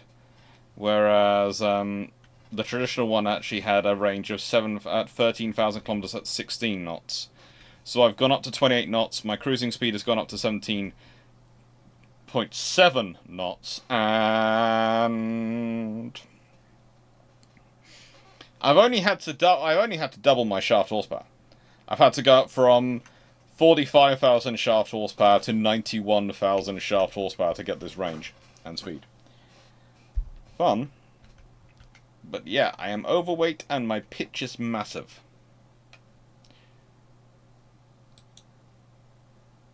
That takes me down underweight, but some guns now have 4 sectors of fire. They're fine. That's good, that'll do. So half weight offset 3.5%.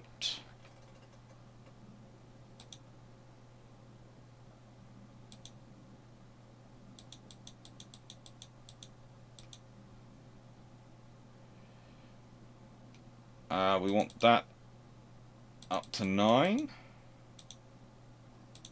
That up to 18.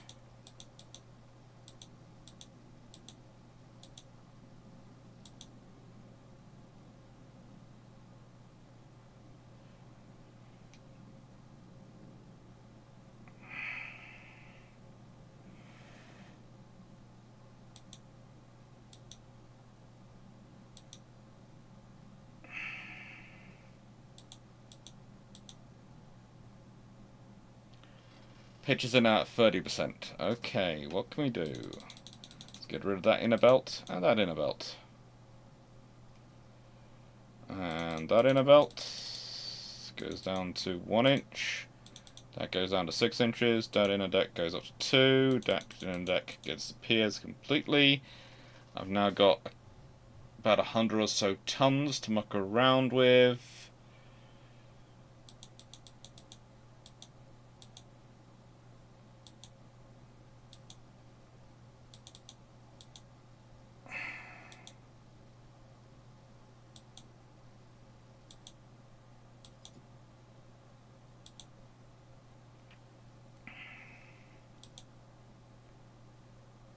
Nine and a half inches. Oh, good lord, we'll get those down to 6, definitely. Not to 6. Or 5, that'll do. What can we do? Where can we drop some weight?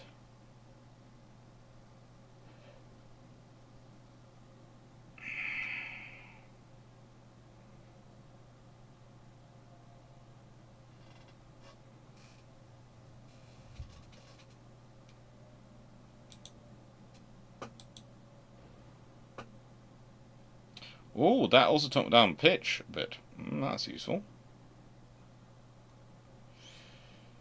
So...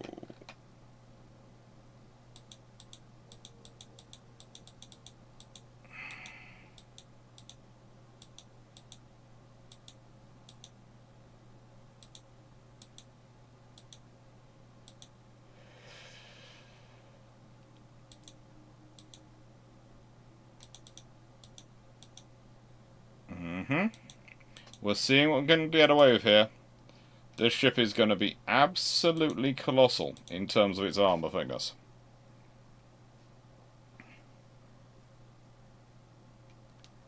I have considered doing a video on the World of Warship ships, but the trouble is, and this is going to sound strange, I like World of Warships as it gets people into naval history. I therefore don't want to produce a video where I spend my entire time basically going, they've tried hard here, but...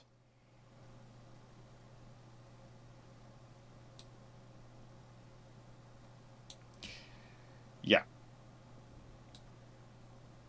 So the rollers are 15.5%, so it's not it's barely rolling, which is really good for aiming, but it's pitch. It's going up and down. It's going up and down.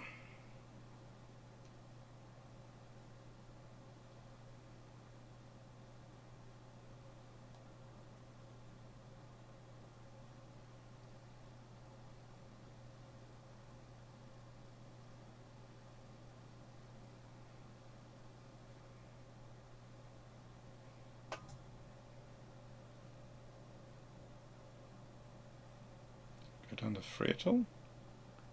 No, the best I can get it is up to 4.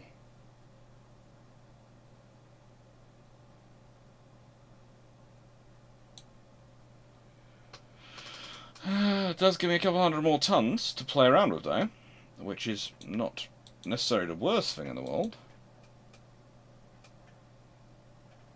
Got down to 27.3.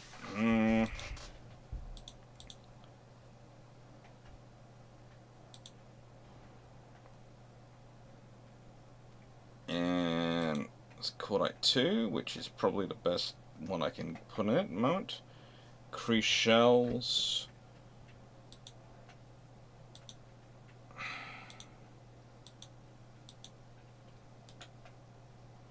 Which guns have the poor sectors of fire? Is it this one? Is this the one you're complaining about? Some guns have poor sectors of fire. Are you complaining about this one? That's fine. Aft deck. Down to that.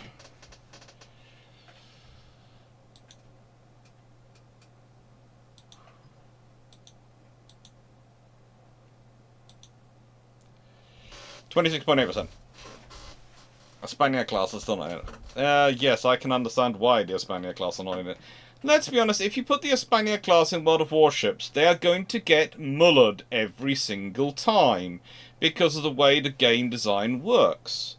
It's nothing that, you know, in nice way, you've made an arcade history game, a naval history game, which is a fun game to play. It's a nice relaxation. But if you stick the Espana class in, it's a good way to get them killed. This is a wide boy, but she's good looking.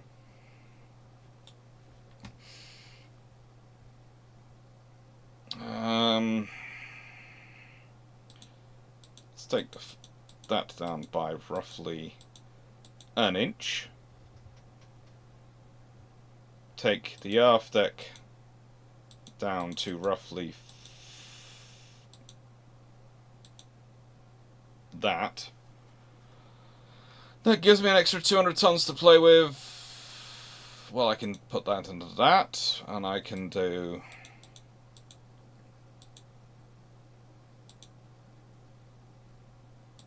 that. Maybe. Can I do it? I can! I got that to 22 inches. Okay, we're at 26.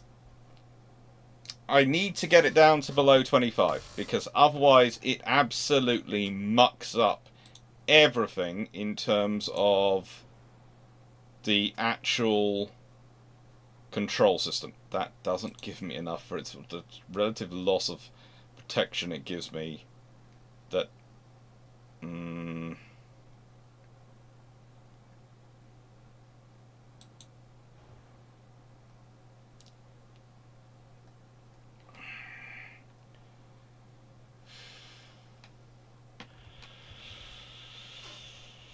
do we go with 26% and just hope?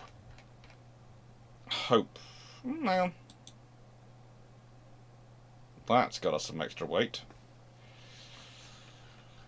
Okay, we're slightly below on the things, but we've got a cruising speed now of 18.2 knots, so frankly, I will take that at that range of just under 13,000.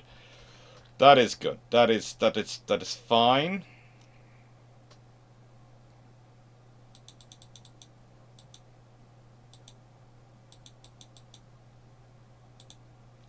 That's a 12. This is going to be a very thick belt. I mean,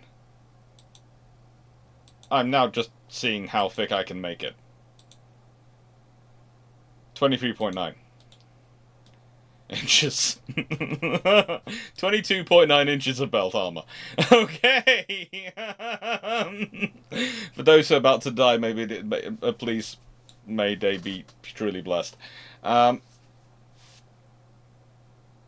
Shift the superstructure more to the back. I think I've got it as far back as I can get it without, getting rid of any decent superstructure. But yeah, that is what I have done. I have done the Royal Navy's treaty limitation response. 35,000 tons in standard, roughly, weight is what it would be aiming for. In historical accuracy, it wouldn't have 22.9-inch main belt or a 12-inch main deck. Okay? You would probably be looking at somewhere in the region of a 14-inch main belt, maybe 15-inch main belt, and a 6.25-6.5-inch main deck, possibly. But it would be 28 knots, definitely. So, the Italian, of course, we are building is the Francesco Caracciolos.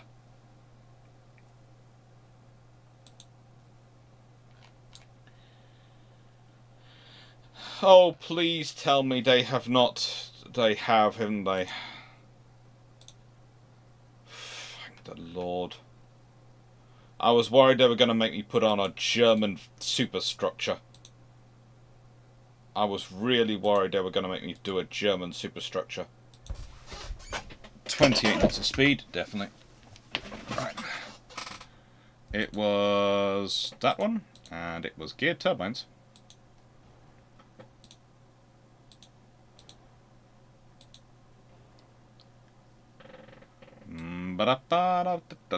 Let's be honest, Italians were basically that kind of level of crew.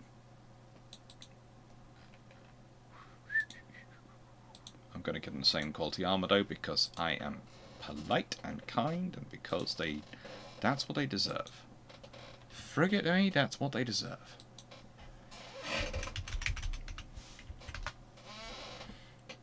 And let's go Caracciolos class.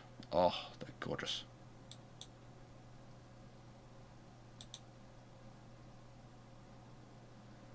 Yeah, as is traditional, anything Austrian doesn't do necessarily as well.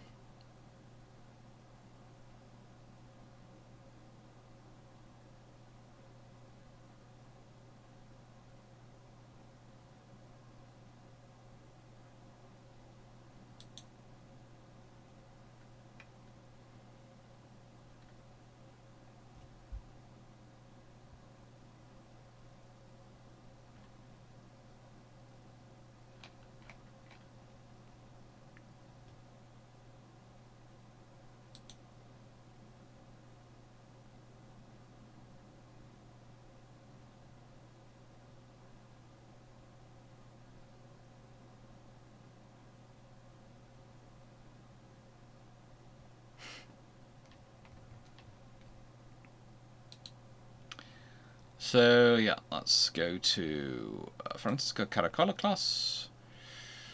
I want something to guide my imagery, basically, of this one. I don't think that's the right hull for it. Yes, discard hull. Let's go to this one. Modernized Dreadnought 2. We'll do that. And... ooh, well... I would say it's probably going to be by 1930, roughly 40,000 tons. Then let me go as low as 54,000 tons. Okay. I'm just going to go with that. Just going to roll with it.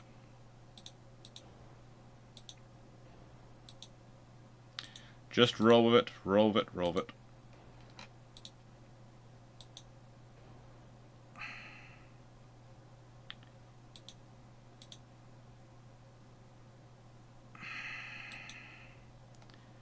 This is not going to look as that much like a Francesco Caracciolos, honestly.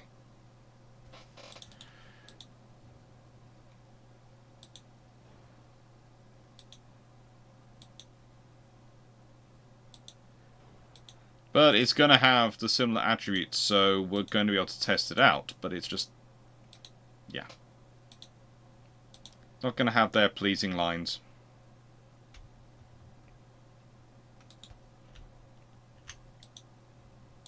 Yeah, that's about as far forward as it can be.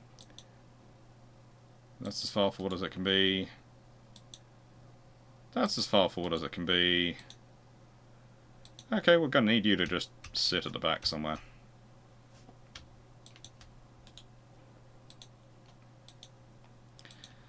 Can anybody...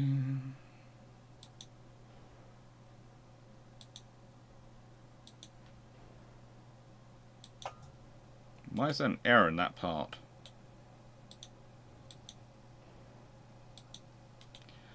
Oh, it's that thing behind it.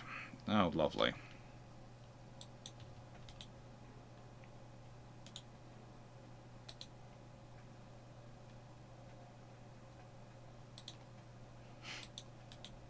Yep, that's the secondary tower we're having to pick because it just doesn't like a secondary tower.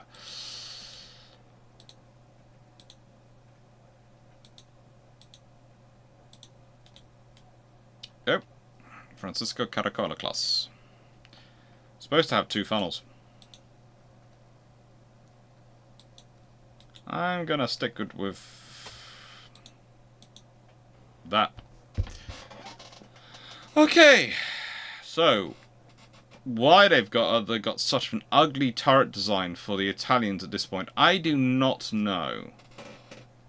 But the Italians at this point, that's a later turret design than this period. I'd say for the Italians, but hey ho.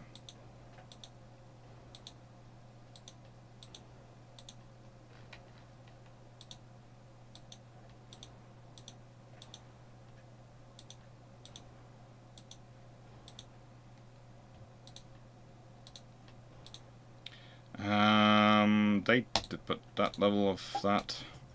Again, it's 1930! The Italians didn't deploy radar.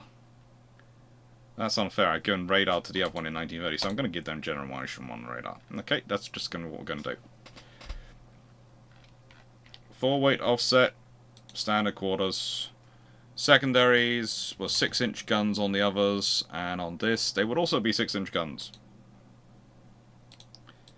Da-da-da-ding.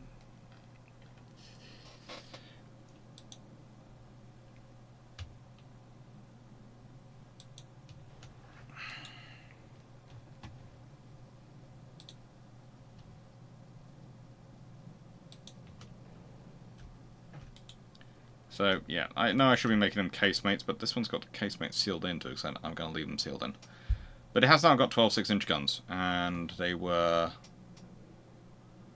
supposed to be 6-inch 45s, so that's what we were going to give them, 6-inch 45s.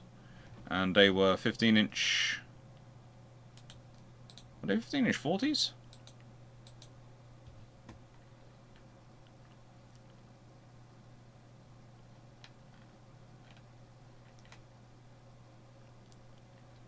I think they were 15-inch 40s.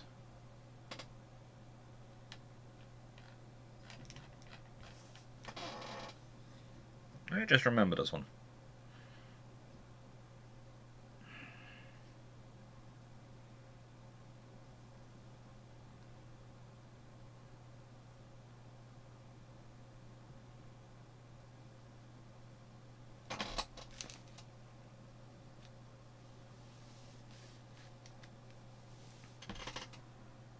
They were 40 calibers. Oh, wow. So they're 59s. This is going to go interesting. I'd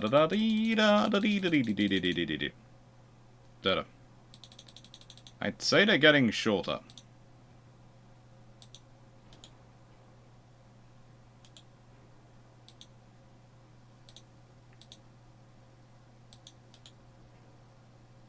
That's not a 59.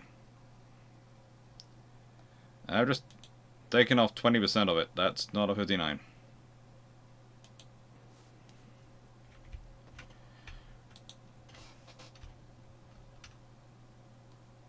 $47. That'll just have to do, but they're supposed to be 15-inch 40s.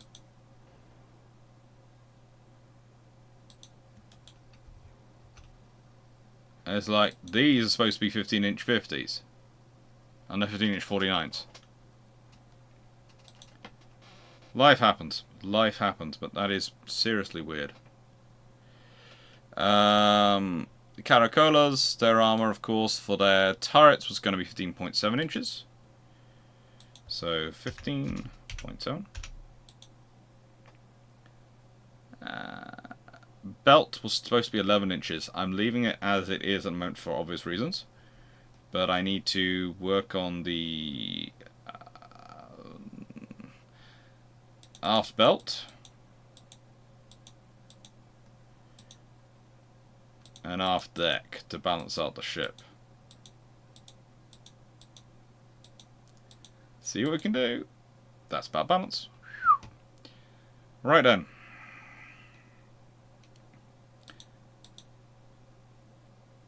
Take that up to 18. And we'll see if we can balance out this ship. So its pitch goes to the right level. Okay. And what these... Yeah, they can be better than that. What have they got to now? Roughly, that's okay. Roughly, that'll do. Hey, by gum. So, pitch is 30%. How are we going to drop that down? Take that down to 2. I'll take that down to 3. I'll take that down to 4. And the bulkhead's put up to reinforced. And now we've got a lot of weight to play with, so let us play with it. Let's put this up to 10. Put this up to 20.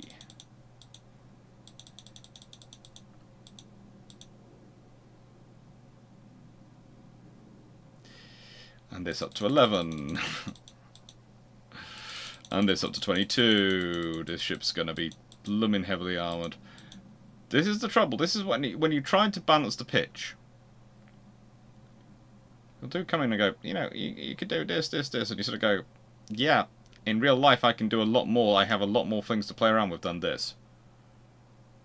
I'm at 26.2%. Drop that down to 6. Conning tower. Oh, that was to be about 15.7.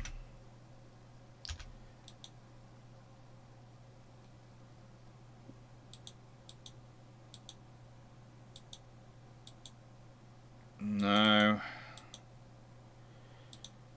Let's take that down to standard. Yep, that's got me to roughly there.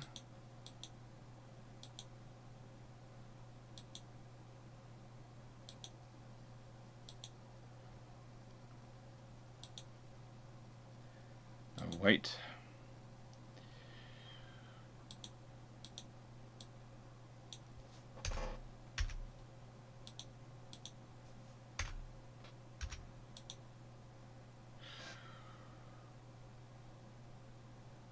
That's taking a pitch down to about on right. Okay. Right then. No, definitely doesn't have the same flare the Italian said. So we built them, and 15,000 kilometers at 10 knots was her supposed range, and she's got cruising speed of 16.9 knots and a range of 14,000, so we can take that down and still be historically accurate. We can also take those down to standard, or many. I'm trying to get the weight down to more what it should be like.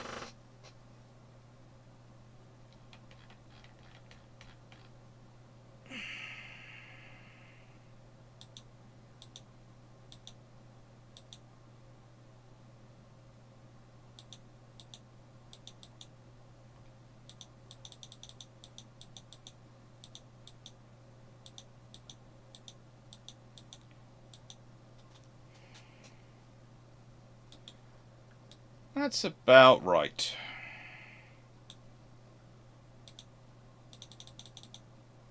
We'll get rid of those. Put that to 6. Take that down to 2. Put that to 2. Take that down to 0. Yeah, we're gonna go with that.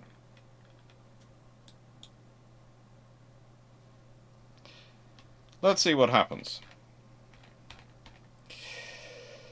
So we've got a rough approximation of a Francesco Caracciolos class versus a rough approximation of what a sort of modified, we really need speed, even under the treaty system, British ship would be like. Basically trying to build something which is still Nelrod-like, but with all the armor necessary, so, yeah.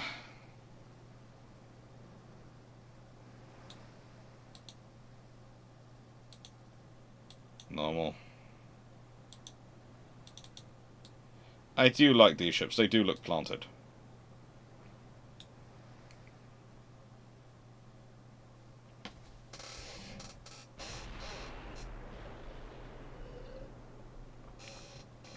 I think I'm going to run this one, and I have to admit, then I'm going to go and get some food, because I've just been reminded I haven't had lunch today.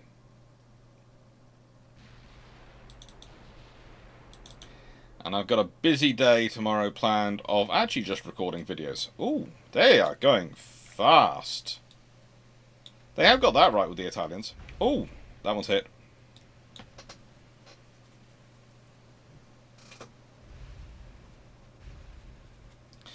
The one advantage with having to give them so much armor in terms of balancing the ship out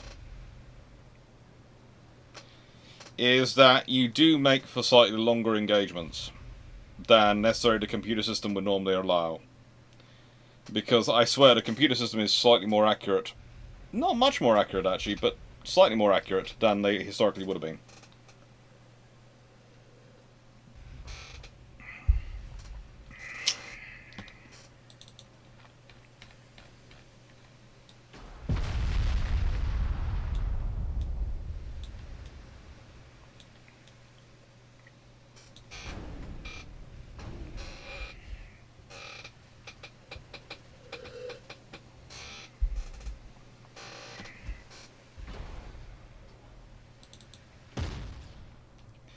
Duncan and Colossus.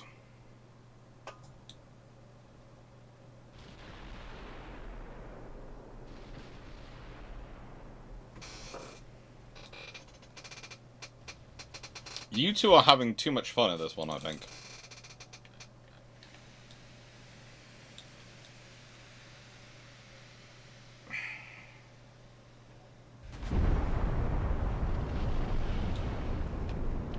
I think it's the lack of a second tower, honestly. I think I need to somehow make a slightly better design for that one.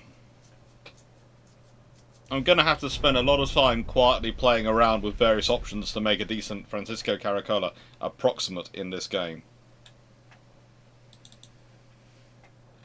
For doing these demonstrations.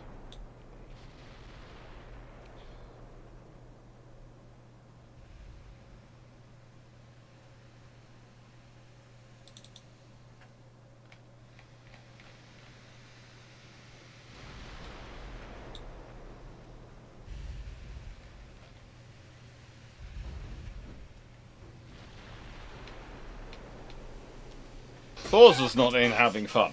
Forza is definitely not having fun.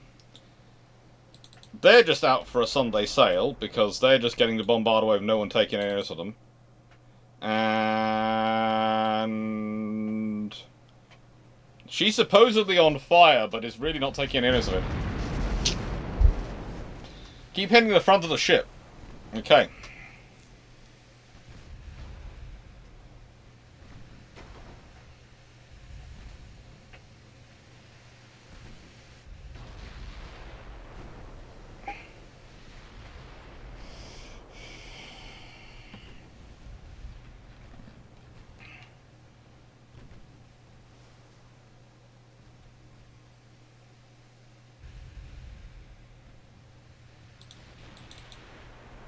I'm not sure who's going to win this fight, honestly. It's going to depend on who knocks out the first enemy ship. Literally, then that's going to quickly decide the fate of the battle. Oh, the Forza's gone. The Forza is gone. I was just saying it's going to depend on who knocks out who first. And the Forza has gone.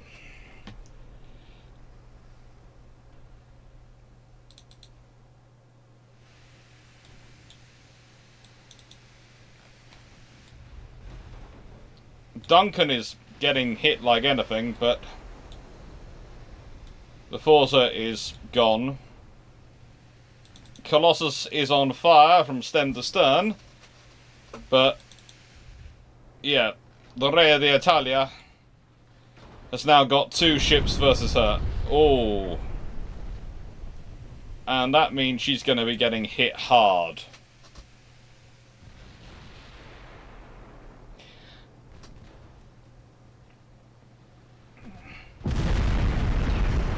Oh, shh. And that's what I mean by hard.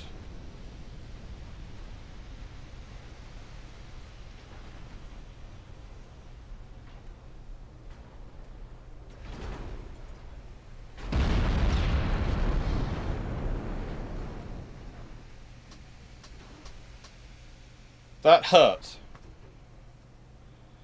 The Re d'Italia was trying her best. Oh, that's just getting mean now. That is getting really mean. That's just, you know, just pounding the poor ship for no good reason. You could accept the surrender. You could. You're just being mean because you got some good hits on you, Duncan. The Admiral Duncan had more honor than that. He wouldn't have just kept pounding a ship while it was sinking. Probably. Anyway. Thank you very much for watching. Hope you enjoyed. I'm going to go off and get some food now, because I've now had 3 text messages reminding me that I haven't eaten all day. Thank you for watching. Duke of Petron, thank you. Garsman, 14, thank you. Spike, thank you. Thank you everyone else for watching. Killerbin, thank you. Hope you have fun. Hope you enjoyed it. Seneca Nero, thank you. And yeah, thank you everyone. And thank you Leslie, who was also on here for a while. Thank you. And Runon, thank you. Take care, everyone, and take care. Ba-da-da-da-da. Chonk picture, because you all like a good picture of the chonk. Doodles.